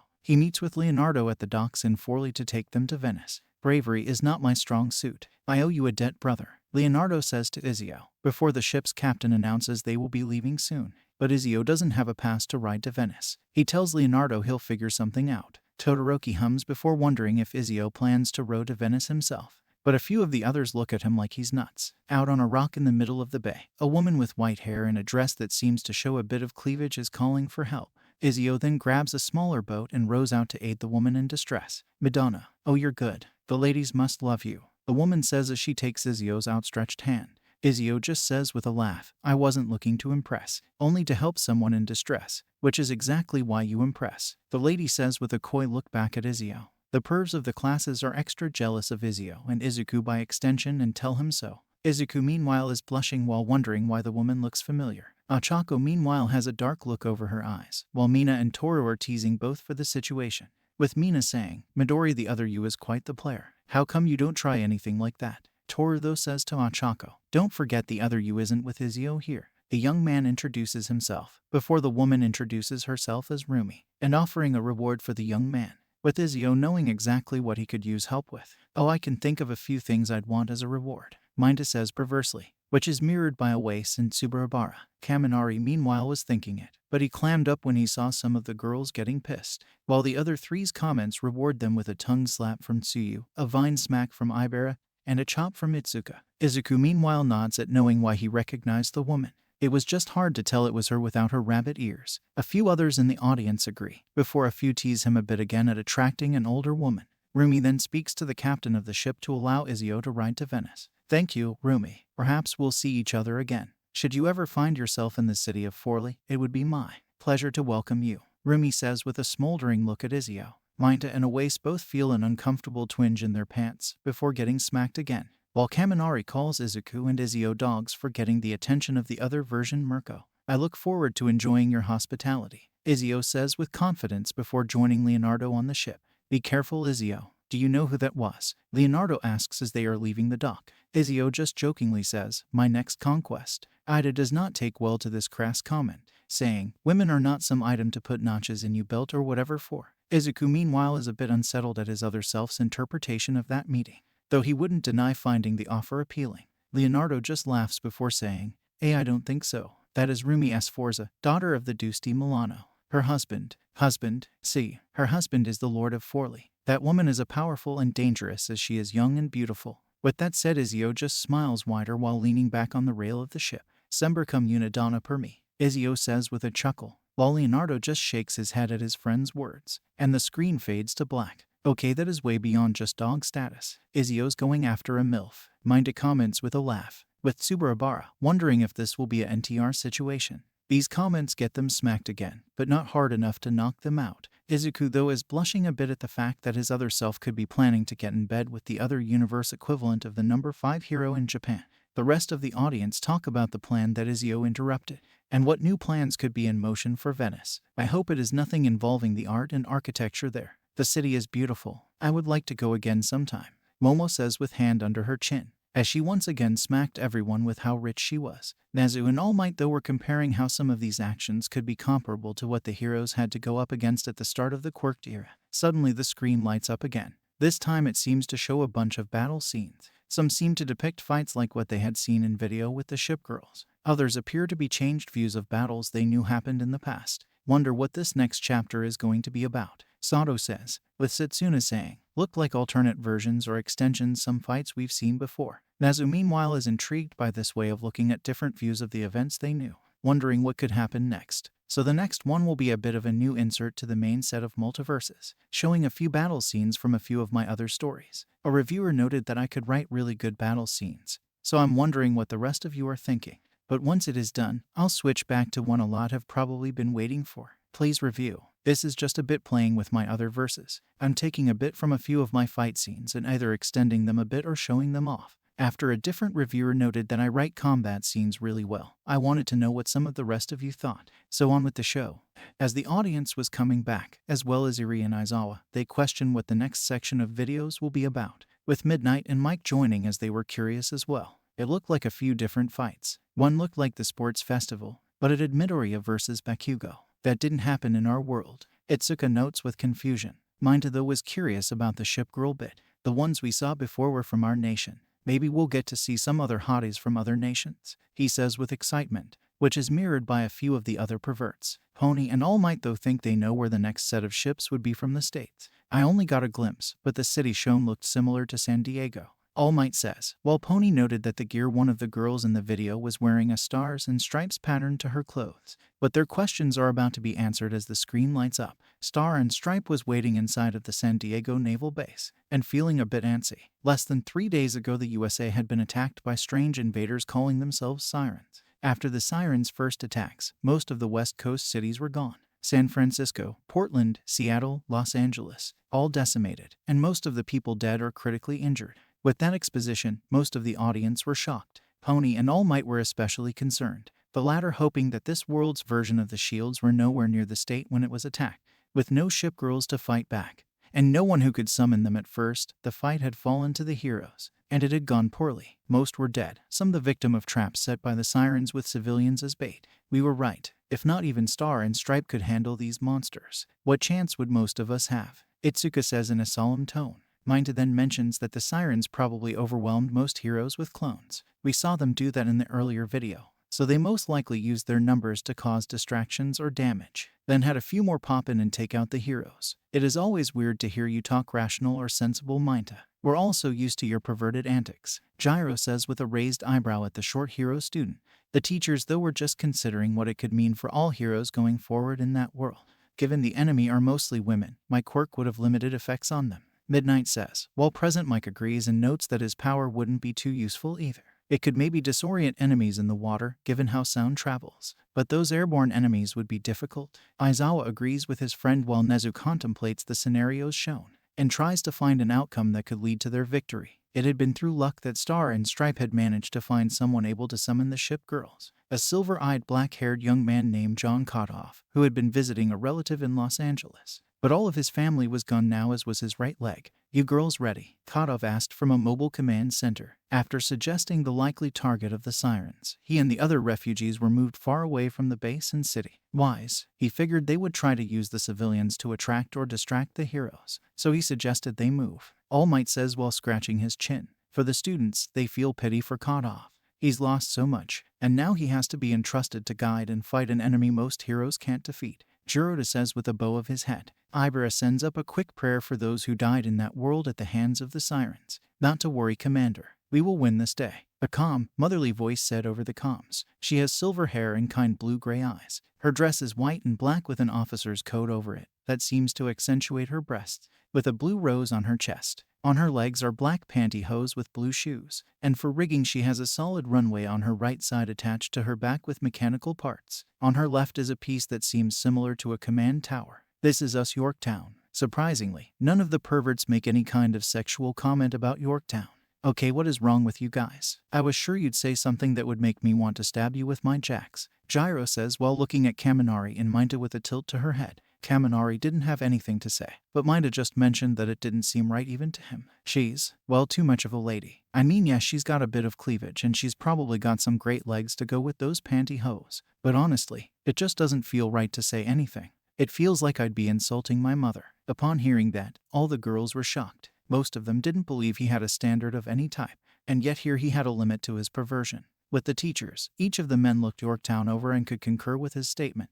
Yeah, I see it. Honestly, I'd just want to take her to dinner at a really nice restaurant, rather than ask her to fight. Present Mike says with a nod. Midnight though is a bit indignant and says they wouldn't think the same about her. A happier voice cuts over the comms with, "Better believe it, those sirens won't know what hit them." The speaker has red eyes and her hair is strawberry blonde. She has a confident smirk and a sportier look about her. From her star-spangled socks with tennis shoes, a black skirt on her waist with a zip-up blue long-sleeved shirt, and a cape over her shoulders, she seems to embody American patriotism. "This is us, Cleveland." Pony then stands and salutes before happily saying, "USA." A feeling All Might mirrors with a salute of his own. This time, though, the pervs do have a comment, mostly about the fact that Cleveland was basically flat, with some nice legs. Their punishments vary with those who enact it, though Tsuburabara is unconscious from a vine smack to the head. Beside her is a heavier-armed ship girl. She is a tanner young woman with blue-black hair and green eyes, though one is covered by her hair. She is wearing the most revealing attire of the summons so far, being short white shorts and a tight white top with a star on it.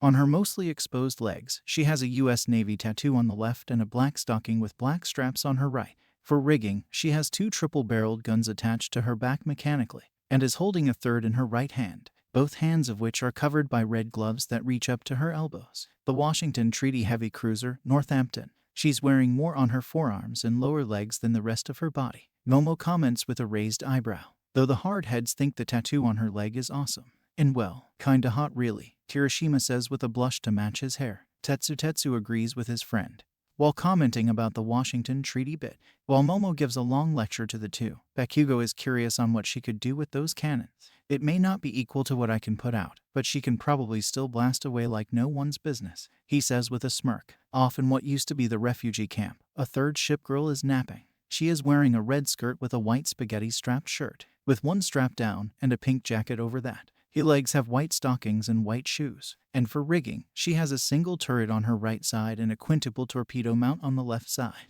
At her side is a small spotlight. When she opens her eyes, they are red, and her white hair in 2 wild pigtails, held in place by 2 clips with bunny ear protrusions coming out of them. When she speaks, her voice is a bit monotone and sleepy as well. Laffy just wants to sleep. Snore. Upon seeing the silver-haired bunny girl, all of the female members coo at how cute she appears. Laffy-chan is so adorable. Think I could hug her. I can't believe they are putting such a cutie on the battlefield. Wonder what kind of ship she is. Nejire rattles off while floating around. Even Midnight wants to hug the adorable little ship. I'd even be willing to lend my lap or chest if she wanted to nap on me, Midnight says with a smile. Eri though thinks that Laffy looks like she could be her big sister, mainly with the hair and red eyes. Most of the guys meanwhile don't think Laffy will amount to much, though Minta makes a joke about the fact that she had bunny ears. She probably won't match up with the big bad bunny from our world. Upon thinking about Mirko, most agree with that thought, and Bakugo just scoffs at the idea that a small little ship girl would have any potential in a fight. After John stops Star from rushing into a possible trap, a new figure appears. A horned girl with white hair, sparking blue eyes, and a sinister smirk, and a large metal shark-like construct behind her. This is the high-rank Siren-ometer. After a quick exposition about the likelihood of the Quirk world surviving, Star attacks the alien, but is stopped by the barrier she created. Star is sent back before tossing a beam shot her way to the enemy, but it only defeats one clone. Ometer then gets close and slams Star away, while also ordering her clones to attack the refugees. This enraged all of the pros, with All Might angrily buffing up for a second. Izuku meanwhile wishes he could jump in and help fight the monsters, especially to get Laffy out. She can't handle all of those enemies, Izuku thinks while watching on. Nejire meanwhile is wishing she could also go and help Laffy out. Suddenly, a wave of bombers and fighters descend on the Siren horde, and then the Sirens are shot by the cannon blasts from Cleveland and Northampton, and a confident Cleveland calling out, "Got your back, Kate," before she leaps up and kicks around a few of the clones, quick firing her guns with precision. Northampton meanwhile takes advantage of her slightly heavier armor and gets close to bash and blast a few of the clones. Hell yeah. The audience members cheer as the ship girls make their move, with Pony and All Might this time chanting USA. As they watch, even Eri starts copying what she sees the two do. Tetsu and Kirishima call Northampton manly after watching how she got up close for a big hit, as well as taking down the airborne enemies. While a few like Rin and Aoyama wonder if they could copy the way Cleveland fights. Star gets up and looks around before asking, "Where's Laffy? Is she sleeping?" "Probably. She's most likely the most useless one of the ships there," Bakugo says with a scoff before eating some popcorn. Kamakiri agrees and notes that a sleepyhead like Laffy would be a liability. Cleveland and Northampton just look at each other before giving a nervous chuckle, and suddenly a Siren clone crashes into the wall next to Star, with its head caved in. When the audience sees that, all of their eyes bug out. "Did Yorktown?" Bondo asks nervously. But a few others note that Yorktown was at sea, so she couldn't be back. So then who? Aizawa trails off before the scene answers for them. Star looks back to the camp and sees Laffy going to town on the sirens. One gets close and tries to shoot and slash the girl, but she easily dodges before getting in close and quick comboing a series of blows to the invader's abdomen. She then stomp kicks the siren's knee before elbow striking the stomach again and throwing the siren over her shoulder. Once on the ground, Laffy breaks the siren's arm before quickly turning her back to take on more enemies. But she doesn't leave the monster at that. She pulls a depth charge from her rig and tosses it back over her shoulder, impacting the clone's face and incinerating it. When they see what Laffy had done to just one siren, all of the students' jaws were on the ground. The teachers, meanwhile, were much the same. Mirio didn't even have time to cover Iri's eyes. He was too shocked. Wah, boo, how, Nejire just barely mutters out. Kamakiri and Bakugo meanwhile feel like idiots for underestimating the girl. Another clone flies at her, but Laffy's sleepy expression doesn't change, not even as she picks up an oil barrel and uses it to swat and smash away the clone's first strike. As she was turning, she grabbed a second barrel and used it to smash the siren into the ground a few times. As 3 more fly to engage the girl, she tosses the oil barrels into the air. The sirens think they'll be fine, given she didn't get close to them. But that was a feint. Right as the barrels get close, Laffy fires her cannon at the barrels and causes an explosion, incinerating 2 clones, and some of the extra oil got splashed onto the third, setting the creature ablaze. The 2 most violent members of the hero course are still stunned, with Bakugo saying, "She's kicking their asses like it's nothing." Most of the girls, meanwhile, are still stunned by the beatdown the cute little bunny they wanted to cuddle could unleash. And the ship girl wasn't done. She leaps up at one point, using her cannon to propel herself upward before kicking 1 clone across the face. She then takes 2 torpedoes out of her rig and chucks them precisely into the cannons 2 clones were about to fire. The resulting explosion leaves nothing of the clones, and Laffy isn't done. "Hey, that's just like how Bekubro moves around," Kirishima says after shaking out of the shock. Said explosive blonde nods and looks over Laffy with greater interest. Laffy then uses her spotlight to blind another clone close to the ground before getting up close and kneeing the clone in the stomach.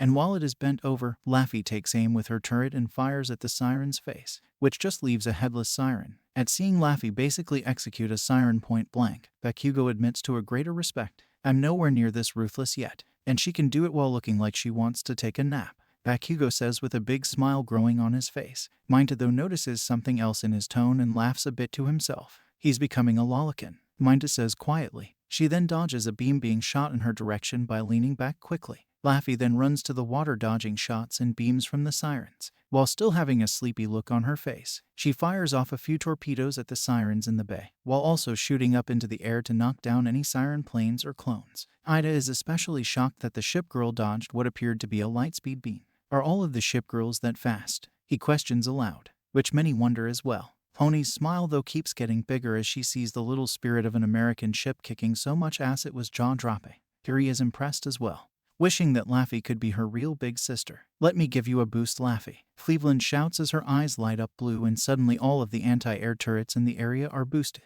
even the ones manned by the soldiers on base. Now that is solidarity. She strengthens not just herself or her fellow ship girl, but all those aiming to defeat the sirens. All Might says with another salute. Nezu says much the same before saying, "I wonder if they have other powers like this one. Perhaps a power that boosts offense or defense for certain ships." With Laffy though, she engages 3 more sirens she pushed toward the ground. Laffy takes out 2 more torpedoes and rushes toward the clones. She nimbly dodges their beams before getting close and kneeing one in the face. And then she uses her torpedoes as makeshift bats and bashes around 2 more clones before turning her turret to engage 1 more, and then firing off her remaining 3 torpedoes in her launcher. The long-range fire takes out 2 clones and a full-sized ship, before she kicks and bashes the first 3 engaged a few more times. She then shoves 1 torpedo into a dazed siren's mouth before kicking the invader away. The audience is still shocked at seeing how Laffy goes about fighting her enemies. Now she's taking whatever she's got on hand and beating them to death, Bakugo says with an even bigger smile. Kamakiri mirrors this and wonders what it would be like to fight her in their world.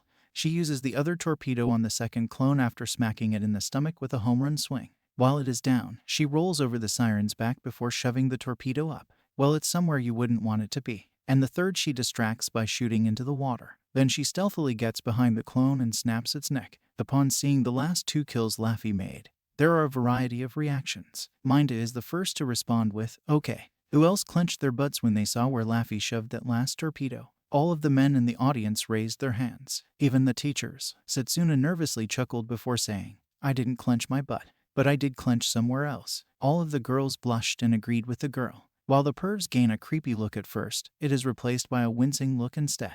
Yeah, no, I see your point, Kosai says with a shiver. The thoughts for the second kill were summed up by Bakugo. Yeah, Mirko is no longer the deadliest rabbit I've ever seen. Laffy has got her beat. Right down to the ruthless style she gets the job done. Most of the audience agrees, while a few from Class 1 are surprised that he would remember the little ship girl's name. As she is sailing away from the carnage, she still has a sleepy look, accentuated by her yawning and saying, sleepy. Hearing the little warrior say that makes most of the audience anime fall over. Seriously, she goes on a short-term murder spree, kicking so much ass she might as well be a long-time assassin against a group of rent-a-cops. And the only thing she can say is that she's sleepy. The one who says this rant is none other than the wallflower of the big three, Tamaki. After he finished talking, Mirio commented that speech was the longest he's ever heard his classmate talk, which just makes the pointy-eared teen turn back toward the wall. After a tense battle, Omitter is defeated, and her bomb plot is stopped by John chucking the bomb out to sea with his quirk. Maximize. Well, he can do that. Why isn't this guy a hero? A few students say after seeing the one-legged man throw a heavy bomb out into the ocean. All Might though has an idea on why this person may not have become a hero. When questioned about it, he just says he never wanted to be a hero, enjoying his simple life in Oklahoma. All Might smiles a bit before saying, just because you may have power doesn't mean you always want to use it. We're all so caught up in our quirks and the hero society built around them that we can't fathom someone not wanting to use theirs to be a hero. But to someone like him, he just wanted a simpler life. I can imagine the idea of the stress of being a hero would be an immediate reason to turn away. Nezu says with a hum. Hitoshi thinks a bit on that as well, given it is the exact opposite of what he was told in middle school. I wanted to be a hero, but everyone told me my quirk would be befitting for a villain.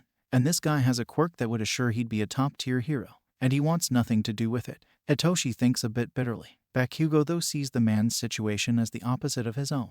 While both had been told they would be great heroes due to their quirks, they would choose very different paths, all because he doesn't care about the idea of being the best or anything like that. But he still has the potential to be a hero, even when hurt, and he'll save who he can. But back at the base, the rest are deciding what to do with Omitter. Well now, what do you think, Yorktown? Should we let Star and the soldiers finish this one? Or do we turn her over to Laffy? Cleveland says with a smirk. Laffy meanwhile had been napping slightly while standing. But upon hearing Cleveland mention her, she wakes up with a little yawn, and then pulls out 2 of her torpedoes and swings them around like bats. Meep. Most of the members of the audience say as they see Laffy getting ready to beat down someone else. But the siren is saved by the appearance of another high-rank siren observer. She distracts the heroes and gives Omitter the time to run. Before she leaves, Observer congratulates those gathered before leaving Siren Cubes, and the screen fades out. Her name befits her attitude and actions. She's quite the dangerous one, Nezu says as Battle for San Diego ends. While most want to talk about the crazy fight they just watched,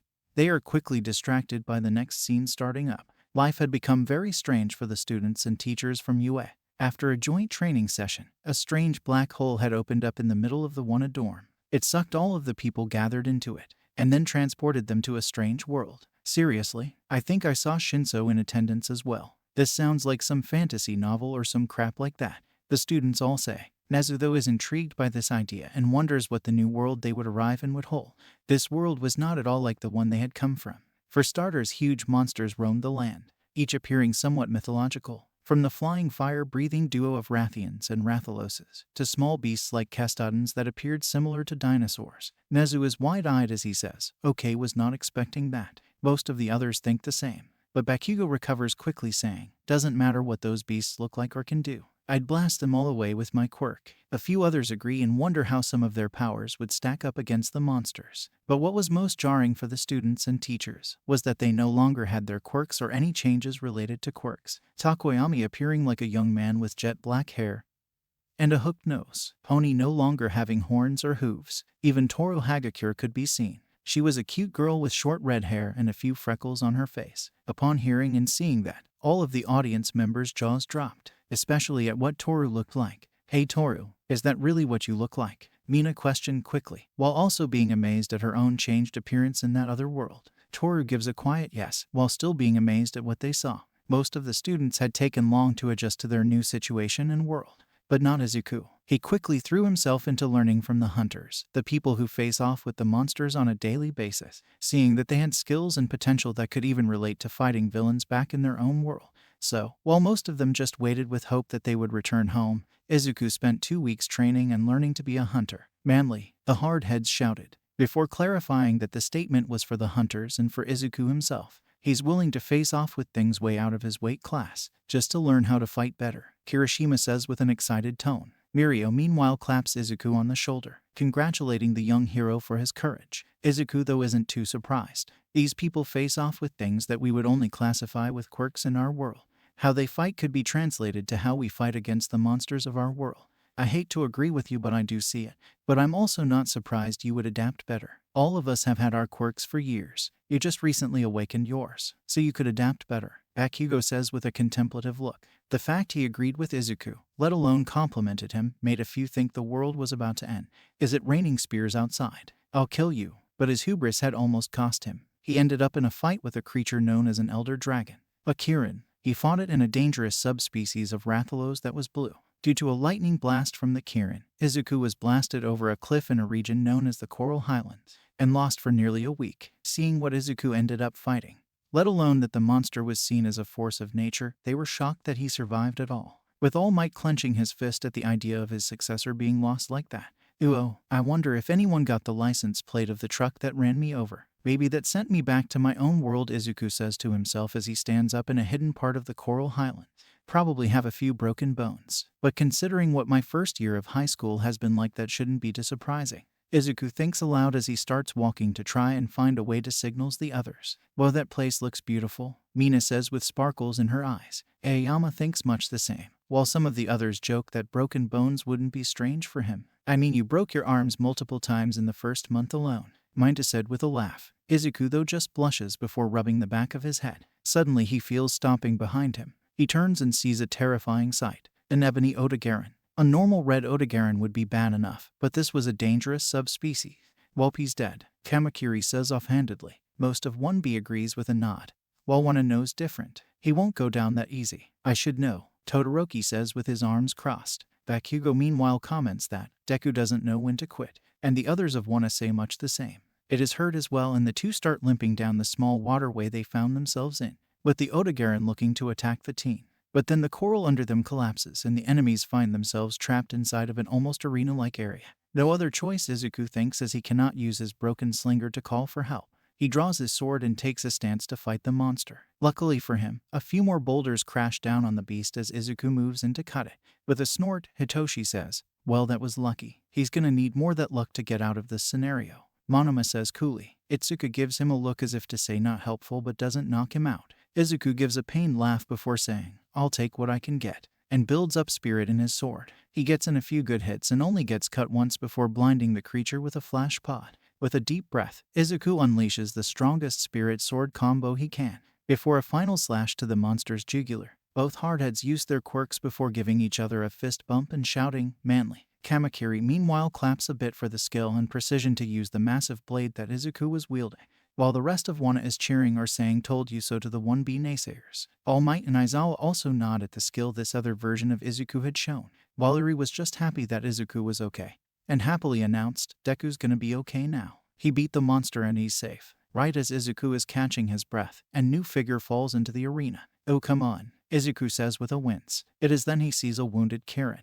While cannot understand what it was doing there, he has a suspicion. That fight with the Rathalos left you pretty hurt. You don't have much time left, and you'd rather go out fighting, Izuku says to the creature, which then snorts before standing and charging up its electricity. So, with a sigh, Izuku takes his stance once again. This amazes the rest, with the hardheads bowing to Izuku as the pillar of manliness, and they were all hoping that Izuku could walk away or win this somehow. Eri though just feels bad as she thinks she jinxed the other Izuku. I don't know how long we've been fighting, but I don't have much left. I can get one last attack out before I pass out, or die. I'm not sure which is more likely at this point, Izuku thinks while he and the Kirin are catching their breath. The beast then charges up its lightning before charging straight at Izuku. The teen just smiles before remembering the first training exercise. He deftly dodges to the side and cuts into the Kirin's leg muscles. When it falls to its side, Izuku uses another strong set of combos to finish the fight. Tetsu doesn't bother saying manly this time. Instead he gets under Izuku and raises the green teen up,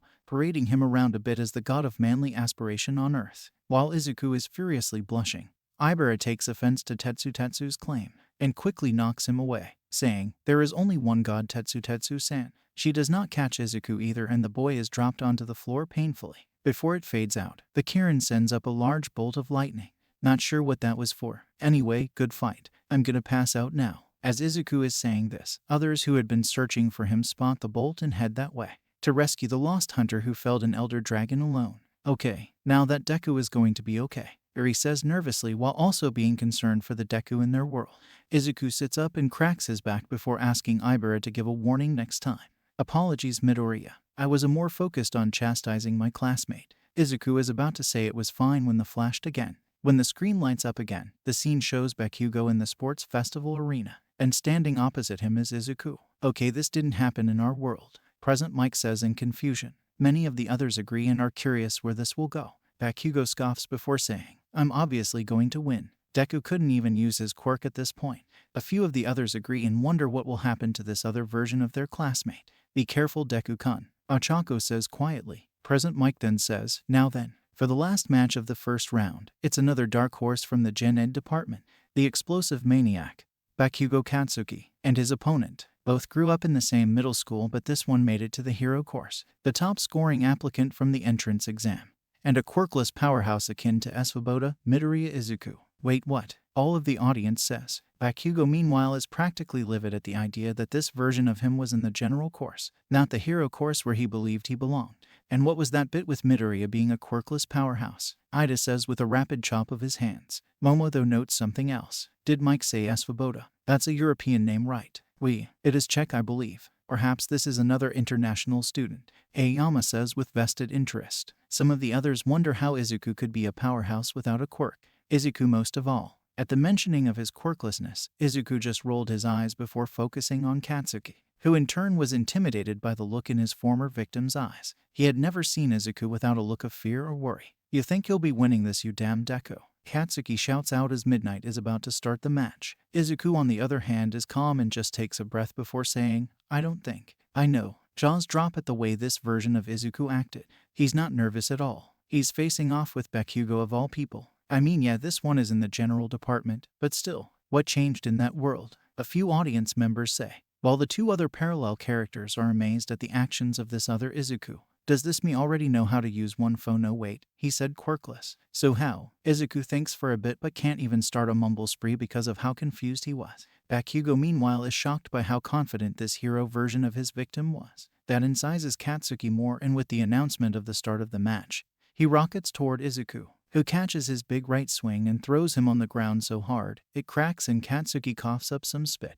As he is bouncing up, Izuku follows this up with a kick to Katsuki's side. The explosive blonde manages to stop just short of the edge, but he can tell he's pretty hurt from just that attack alone. What the hell? I don't think he even used his quirk, or whatever it is. He just hit me with standard martial arts. Does he think he'll win with just that alone? At finishing that thought, Katsuki blasts himself forward again, and Izuku has a feeling on what he's going to do next. "Dude, that was like a combo attack version of what he did against you during the first training session," Kaminari says with a laugh. Itsuka and Ajiro meanwhile is impressed with the skill and technique the other Izuku had used. "Do you think the quirkless power part comes from his training?" Ajiro questions while watching the fight in interest. Monoma though decides to needle Bakugo by saying, "Do you ever get tired of being wrong?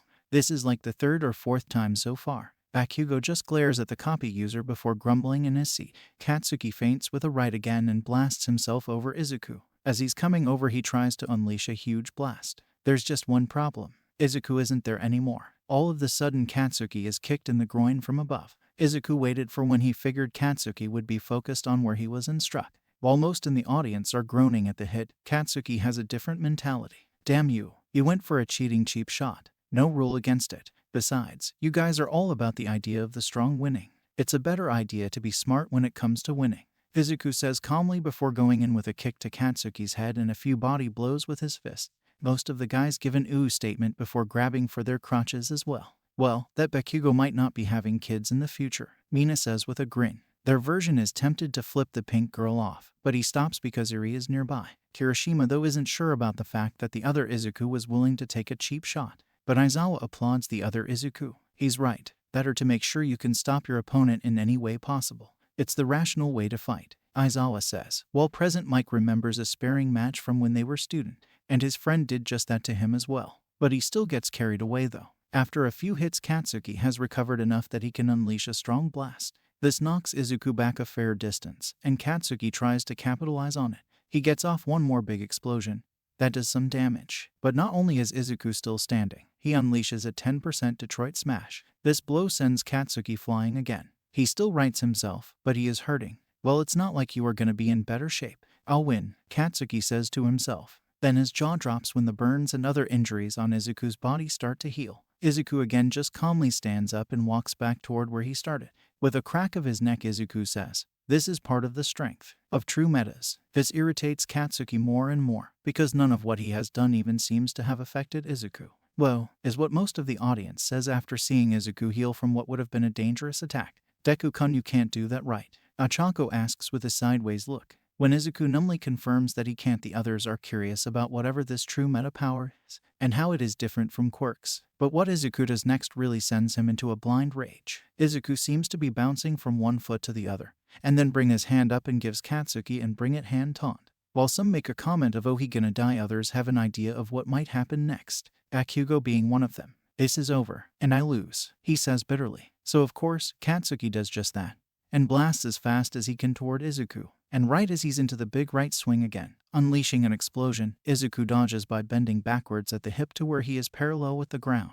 Katsuki's blow misses, and then he sees the smile on Izuku's face. It was then he knew he effed up, Minda says with a huge smile on his face. The rest of Wana is in the same place as they are, waiting in anticipation for the attack that would surely be coming next. Izuku proceeds to flip kick hard down on Katsuki's back, slamming the teen's face into the ground. He then follows up with body blow kick to the stomach. And as Katsuki is rolling from the hit, Izuku gets behind him and unleashes another powerful kick to the head. Again, Katsuki is rolling, and as he is coming up again, Izuku is right in front of him, and he unleashes a 20% Kansas smash to Katsuki's face. The blow breaks his nose and a few other parts of his face and sends him flying again, and making his body spin around and around. And it is over, because Katsuki flew back and impacted on the wall of the arena. Jaws are dropped again, but then a few others cheer for the powerful end to the fight that just happened, with Eri hugging Izuku while congratulating him. Kansas smash, huh? I'll have to remember that one, Izuku thinks aloud. All Might, though, is proud of the other version of his successor in this fight. You faced off with your tormentor and showed the world that you were here. Well done, other young Midoriya. Nezu and the rest, though, are more and more curious about this true meta power, and how this version of Izuku awakened it, let alone who this Asphoboda is. Of course, Katsuki himself doesn't fully know this. He was unconscious right after the blow. That's it. Midoriya Izuku is the winner. There are some cheers, but more are unsettled by the fact that another quirkless person won. They had told themselves for so long that quirkless were weak, and now 3 were showing impressive results against those with quirks. This makes most of the audience wince at that final point, because even if they didn't say it or act on those types of thoughts, it wasn't wrong. They often did look down on quirkless people because they couldn't do what they all could. The next fight might be one they would know, but it is a different battle from what they all knew was on the screen. It is Todoroki in the sports festival, but he isn't against Izuku. This time it is a large teen, with a build equal to All Might's. He has messy brown hair and an olive skin tone. But what is most eye-catching is that he is wearing sunglasses that seem to allow no light in. The general, though, about this other young man was again woe, as he appeared to be a very intimidating presence, though they all put together that this was the other true meta mentioned earlier. And there he is, folks, the brick house of 1A, Jotaro Asphoboda. With both standing in the arena, Midnight waits for an affirmative from both before shouting, "Begin." Right away, Todoroki unleashes a huge wave of ice at Jotaro, who in turn doesn't even move. He just stands with his arms crossed. What is he doing? He should be trying to get out of the way like Ida did, Zero says with a shiver, as he remembers the feeling of being quickly frozen by Todoroki during his own match. The others agree with him and wonder what this Asphoboda character is thinking. Izuku's eyes widen, though, as he realizes what is going on. So that's it. Once the attack is done, Midnight is about to call it Todoroki's victory when everyone hears a cracking. The sea cracks forming all around the ice until it shatters completely. And Jotaro is still just standing there like nothing happened. Jaws drop again and most of the audience ask what was going on. Izuku, though, just gets a bigger smile, one that Todoroki notices as well. You figured something out, Midoriya. Yeah, I think I know exactly what this guy is doing. both with why he's just standing there and why he's not finishing the fight. Most of the rest are confused, but Nezu starts to put some ideas together. Todoroki ups the amount of ice and freezes Jotaro in place a few more times before he asks, "How do you keep breaking my ice? You can't even move in most of those cases." Jotaro just smirks before saying, "I'll hold my arm out to show you. Just freeze it if you really want to know." Todoroki and the crowd are confused, but the fire and ice boy does just unleash a wave that freezes Jotaro's arm. Phew, that is fairly cold. Now then, Jotaro says with a little smirk, before flexing and breaking all of the ice around his arm. Jaws were already on the ground, so if you just fainted at the sight and thought that this quirkless person had enough power to destroy a glacier by flexing, now I see it. Though I have to wonder just what else this young man can do, Nezu says, having put together the other reason Izuku had mentioned. While Aizawa was wondering if he could negate that power at all. It's not like he's using a quirk, it's some other kind of power. The Erasure hero thinks to himself, and feeling a bit of pity for his other universe self. He's just flexing, in more than one way. Seriously, how is he supposed to fight against that? Are the common things said around the arena and even from the commentors. Jotaro still has a smile on his face and takes a few slow steps forward. Todoroki uses as much ice as he can to trip Jotaro up, but he either smashes through it or stomps and disrupts his wave or path. Damn it, I'm getting too cold, but I can't use my fire. I won't. Todoroki thinks rapidly. He tries to change up his attacks by maneuvering around and striking Jotaro from a few angles to throw him off, but he dodges or counters every wave of ice he sends his way. I'm not gonna make a boring or predictable crack here, because I'm pretty sure you already know that. You can't win by going at half. You aren't like me who has to hold back. You're doing this out of spite, and that won't save people. That'll just get more killed. So give me your best shot. Let's see what you can do. Izuku smiles before saying, "That about what I said during our match. But this guy can do the job without breaking bones." Todoroki smiles a bit before thinking back on the match himself, though he has to wonder how this Jotaro would react to his next way of pushing back against using his fire. After hearing that, Todoroki asks if his father put him up to that. Who cares about that stupid and worthless waste of space? I already kicked his ass earlier. At hearing that everyone is confused, it is then a video appears on screen, and they see Endeavor talking with Jotaro. At hearing what Jotaro called him, and then both men's responses to said action, more people are terrified of what Jotaro can do. Upon seeing that, all of the audience is stunned again, though Nezu is chuckling like a madman. This dude is a whole other level of manly. He's just stared down and challenged the number 2 like it was nothing. Kirishima shouts with excitement. Shoto, on the other hand, is amazed that Jotaro challenged his father without batting an eye. Why do you want me to use it? Because you have the capability to go beyond anything your old man could hope to do. This is your life, not his, and it's your power. He can't control it. Only you can, and only you can decide the kind of hero that you want to be, Jotaro says with a calm look on his face. A few other hero students are impressed on what he said and that it was fairly inspirational. Shoto, on the other hand, starts thinking back to his mother and some of what she had said. Make your powers your own. You are not a prisoner of your bloodline. At remembering that, Shoto's left side engulfs itself in flames. Todoroki smiles before saying, "Almost exactly like what you said," but he's much calmer about saying it. Izuku blushes a bit before noting that this other guy's true meta power might have something to do with it. It seems like he's invulnerable, and if the breaking of your ice waves is anything to go by, he's equal or greater than me in strength. Who knows, he might have other powers. Maybe that is part of the true meta element. Nezu meanwhile thinks about what Izuku mentioned and considers what it could compare with for quirks, let alone the fact that this other boy is confident and skilled in his application of his power. Jotaro just smiles while everyone in the stands is terrified by the amount of flames coming out of the arena. When Endeavor starts to talk about the fact that Shoto has embraced his fire, Jotaro winds up and unleashes a shockwave punch that sends him into a wall. "Shut the fuck up, you dumb animal. This is between him and me. You want to fight? You come down here yourself and see where that leads you. Now then, bring it," Jotaro says with an angry look at first, then a challenging look. "Don't blame me for what happens," Shoto shouts as he unleashes a powerful burst of fire. The whole of the arena then explodes from the contrasting temperatures. There's no way that kid could have taken that. "Man, that was crazy," are the various things heard around the stands. When the smoke and steam clears, they notice that Shoto had been blown back, but he stopped himself short of the edge. On the other hand, Jotaro hasn't even moved from the spot he was standing at before. A few more members of the audience are shocked by the other teen appearing none the worse for wear. His clothing doesn't even appear to be singed or damaged in any way. But how did he tank that explosion? Juzo asks while scratching his head. While everyone is freaking out and trying to understand what happened, Izuku points it out first. Look at his feet. At that, a few nearby and eventually the camera focus in on the ground. Jotaro had pushed his feet into the ground and braced himself from the explosion. While everyone is still reeling from that, Jotaro cracks his neck before saying, "Not bad, but this is done." At that he pulls his feet out and rushes so fast no one can see him. He appears in front of Shoto, grabs his shirt and throws him out of the arena. Well, that was anticlimactic, Suyu says with a flat tone. Yeah, I mean he could have finished this earlier. So why didn't he? Mina questions. Izuku just smiles before saying, because he was doing what I was trying to do. Save Todoroki. He just pulled it off better. I agree. I get the feeling the other me will be feeling better. Much like how I did after our match in the sports festival. Todoroki says with a smile to his first friend. While there are some who are complaining about an anticlimactic end to an impressive fight, more are stunned by what happened.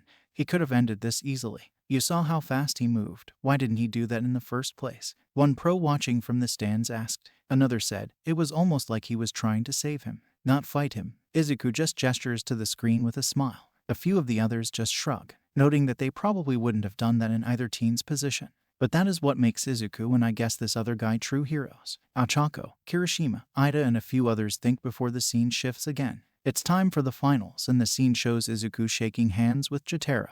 And with a spark Izuku can tell something is different. You boosted me up. I did. You shouldn't have to worry about recoil as much, and you'll be able to heal faster, Jotaro says with a calm smile. Izuku can tell this isn't permanent, but he is still looking forward to going all out against Jotaro. Suddenly though, a new voice calls out. Above Midnight is a girl with blue skin and midnight black hair. While she is floating, the girl's legs look like a spectral tail of sorts. This is Safentite Anwar, another member of Class 1A. She has her arms crossed and she tells the boys, you can't fight here. You'll kill everyone. Holy crap, she's hot. Minda shouts with wide eyes. A few other guys agree with him. Kaminari saying the girl has better proportions than Momo. And they are rewarded with earphone jacks to their necks and a heartbeat pulse, courtesy of Gyro. Though a few others wonder who else was removed from the hero course if this other girl was in Class 1A, let alone what her quirk or true meta power was. She then waves her hands and chants a spell before a portal opens. Midnight agrees with the girl's suggestion and states that the match will be to a knockout. Safentite then turns into a magic carpet and lets Midnight ride her to watch over the rest. Eyes were wide at what the Safentite girl could do,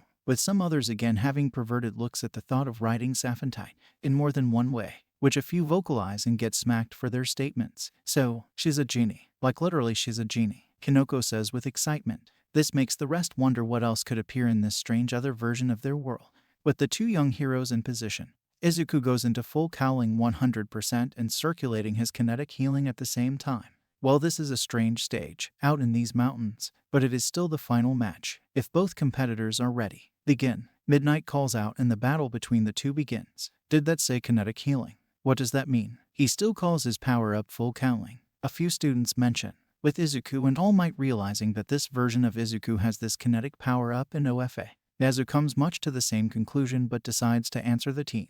Likely, that version of Midoriya has the power to absorb kinetic energy and use it in a variety of ways, from the healing we've seen to his strength boosts, and possibly more. With that last statement, the rest watch and wonder about what other powers Izuku could have. They start with a mix of blows against one another, most having a hard time telling where one hit starts and ends. This continues for about 2 minutes before Izuku decides to get some distance. As Jotaro is rushing in to tackle him, Izuku unleashes a Kansas City smash and hard chops the top of Jotaro's head. The blow sends the taller boy careening to the ground. Izuku hums before writing down the name of the special move, with All Might thinking he should have come up with a few of these attacks back when he was active. Why is it a chop though? Sato asks with a scratch of his head. Pony speaks up by saying, the city is split between two states, so I guess the idea is it is cleaved in two. A few others nod before wondering about the Kansas smash. All Might then mentions, the state is in the middle of Tornado Alley. Those storms were some of the bases for my Texas and Oklahoma smashes. Guess that young Midoriya went with a similar thought process. When he gets up, he shakes his head before saying, yeah, that one hurt, shocking the audience that is watching the events. They had seen earlier that Jotaro was invulnerable, so to hear this was astonishing. The rest of the audience is also shocked, as they believed that this Svoboda character would be unequal to All Might, right down to the way he carried himself to inspire others, though he's a bit more blunt and less jovial compared to All Might. Aizawa thinks while watching the fight. Izuku follows this up with a Kansas smash and then a Detroit smash to send Jotaro flying around the area. After that, Jotaro regains his composure and unleashes a powerful thunderclap to throw off Izuku's follow-up. From there, Jotaro gets in and hits Izuku with as many powerful hits as he can muster. This does break a few of Izuku's bones, but since he is focusing on healing with his kinetic meta powers, he recovers quickly. I really can't hold back. I'll try and get some distance again before unleashing that, Izuku thinks to himself, before kicking Jotaro back and using a Delaware smash to shockwave push him back across the rocks. Izuku then crosses his arms and fires out tendrils of black energy. I think I might have gone numb to all the insane. Did that version of Midoriya just launch energy things out of his arms? Shoji says with a blue shadow over his eyes. The rest confirmed that he wasn't dreaming, and they also saw another new power. Nezu meanwhile is excited for what could happen next in the battle. What the? Jotaro says as the energy wraps around him. Izuku then takes this moment to spin Jotaro around and around, smashing him into some of the rocks before throwing him a distance. What the heck is that? That kid had that lying in wait. Why didn't he use that earlier? He probably figured that it would come down to the two of them, and he wanted to make sure he could have it as a surprise, most of the audience and students were saying. Katsuki, on the other hand, is incredibly livid. Not only did he not have to put out everything against me, but he had another power waiting and he didn't have to use it against me. Am I really that weak compared to him? Were the main thoughts running through his mind. Bakugo grits his teeth before saying, hate to say it, but this version could probably beat me easy. Izuku agrees before wondering if the tendril power was from his true meta power, or does it have something to do with OFA? All Might thinks much the same before deciding to do some research. Back in the fight, Jotaro is shaking his head again as Izuku used the tendrils to pick up loose boulders from around the area and throw them at Jotaro. The taller boy grits his teeth before planting his feet and unleash a barrage of super fast blows. This pulverizes the boulders, and he catches Izuku as he rushed in after the boulders were destroyed. With his opponent caught, Jotaro slams him against the ground a few times before Izuku frees himself. Both continue this pattern of strikes and counter-strikes for at least 15 minutes. While Midnight wants to call the match after that time, she stops when she sees the look on both of their faces. They are both exhausted, Jotaro having actually taken some damage and was breathing heavily, and Izuku, while healing, isn't healing as fast as he was before. But neither of them is willing to stop. So, with a resigned sigh and a nod, Midnight allows the match to continue. Midnight is worried, but she agrees with her other self. I may want to stop this, but my other self probably knows they wouldn't stop. Aizawa agrees before muttering, two problem children. The teens though are wondering who will stand tall at the end of the fight. I think we're both almost done. I don't think I can unleash any more really strong hits. And he's running out of steam too. But there is still one last advantage I have, Jotaro thinks while standing up again. Izuku has been thinking much the same. And both decide to lay everything out with one last attack. They both rush in combo and block each other's initial attacks. After striking each other's heads, they reel back a bit before gritting their teeth and tightening their fists for one last hit. Oh man, this feels like that fight All Might had with that big villain in Kamino Ward. Well, a bit smaller scale, but the nervous feeling is accurate. Who's got the best chance to win? Most of the students trade statements like this. Bakugo though expects Izuku to win. We've been stroking Deku's ego this whole time. Why would it change now? But Nezu has a different suspicion. When they throw their last punches that strike each other in the face with such an impact, it cracks the ground.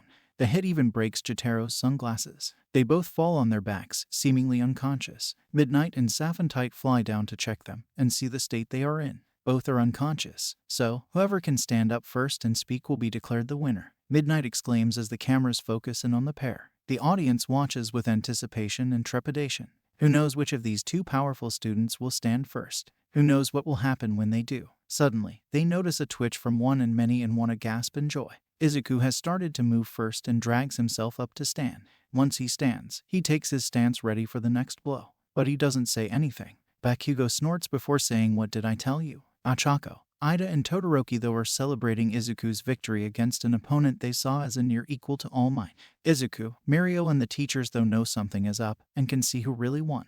Then they hear a grunt from Jotaro, who has also started to stand, manages to get up and say, "Good fight, pal. You pushed me plenty hard." With that statement, Midnight declares Jotaro the winner. But Izuku stood up first. Shouldn't he be the winner? Achako calls out, and Jotaro signals a camera to come down. At a close-up of Izuku's face they can all see it. He passed out fully while standing up, and the screen fades to black. Most of the teens in the audience are shocked, but Mirio nods before speaking his mind. That guy, Jotaro, he was taller than Midoriya by at least a head. Heck, I'm pretty sure he was taller than me. With that, he had a greater reach in that last attack. Well said, young Tagata. Asphoboda could strike and rattle Midoriya's brain before the boy could get a clean hit in. But he should still be commended. His will to fight was strong enough that he stood to be ready to fight again. All Might said with some pride in his otherworld successor. Mineta though decides to play off of something Monoma had said. Seriously though, Bakugo, do you ever get tired of being wrong? the purple teen says with a shit-eating grin. He gets blasted back once before Shiro, Sato, Aizawa, Todoroki, and Izuku have to restrain the rampaging chihuahua. The screen then lights up again, and this time a familiar scene is shown. A series of green mountains with mist swirling around them. Atop one peak is a Chinese palace with a jade green roof, and the back of a panda is seen after a cut. This gets all of the students who had counterparts excited for the next adventure with their kung fu animal selves. This was an insanely long one due to wanting to include plenty of fight scenes from my other fics, and while I wanted to include one from Godslayer, it would require a lot of exposition. So hope you all didn't mind and found some of them entertaining. But next time we'll be getting back to an old favorite. Please review.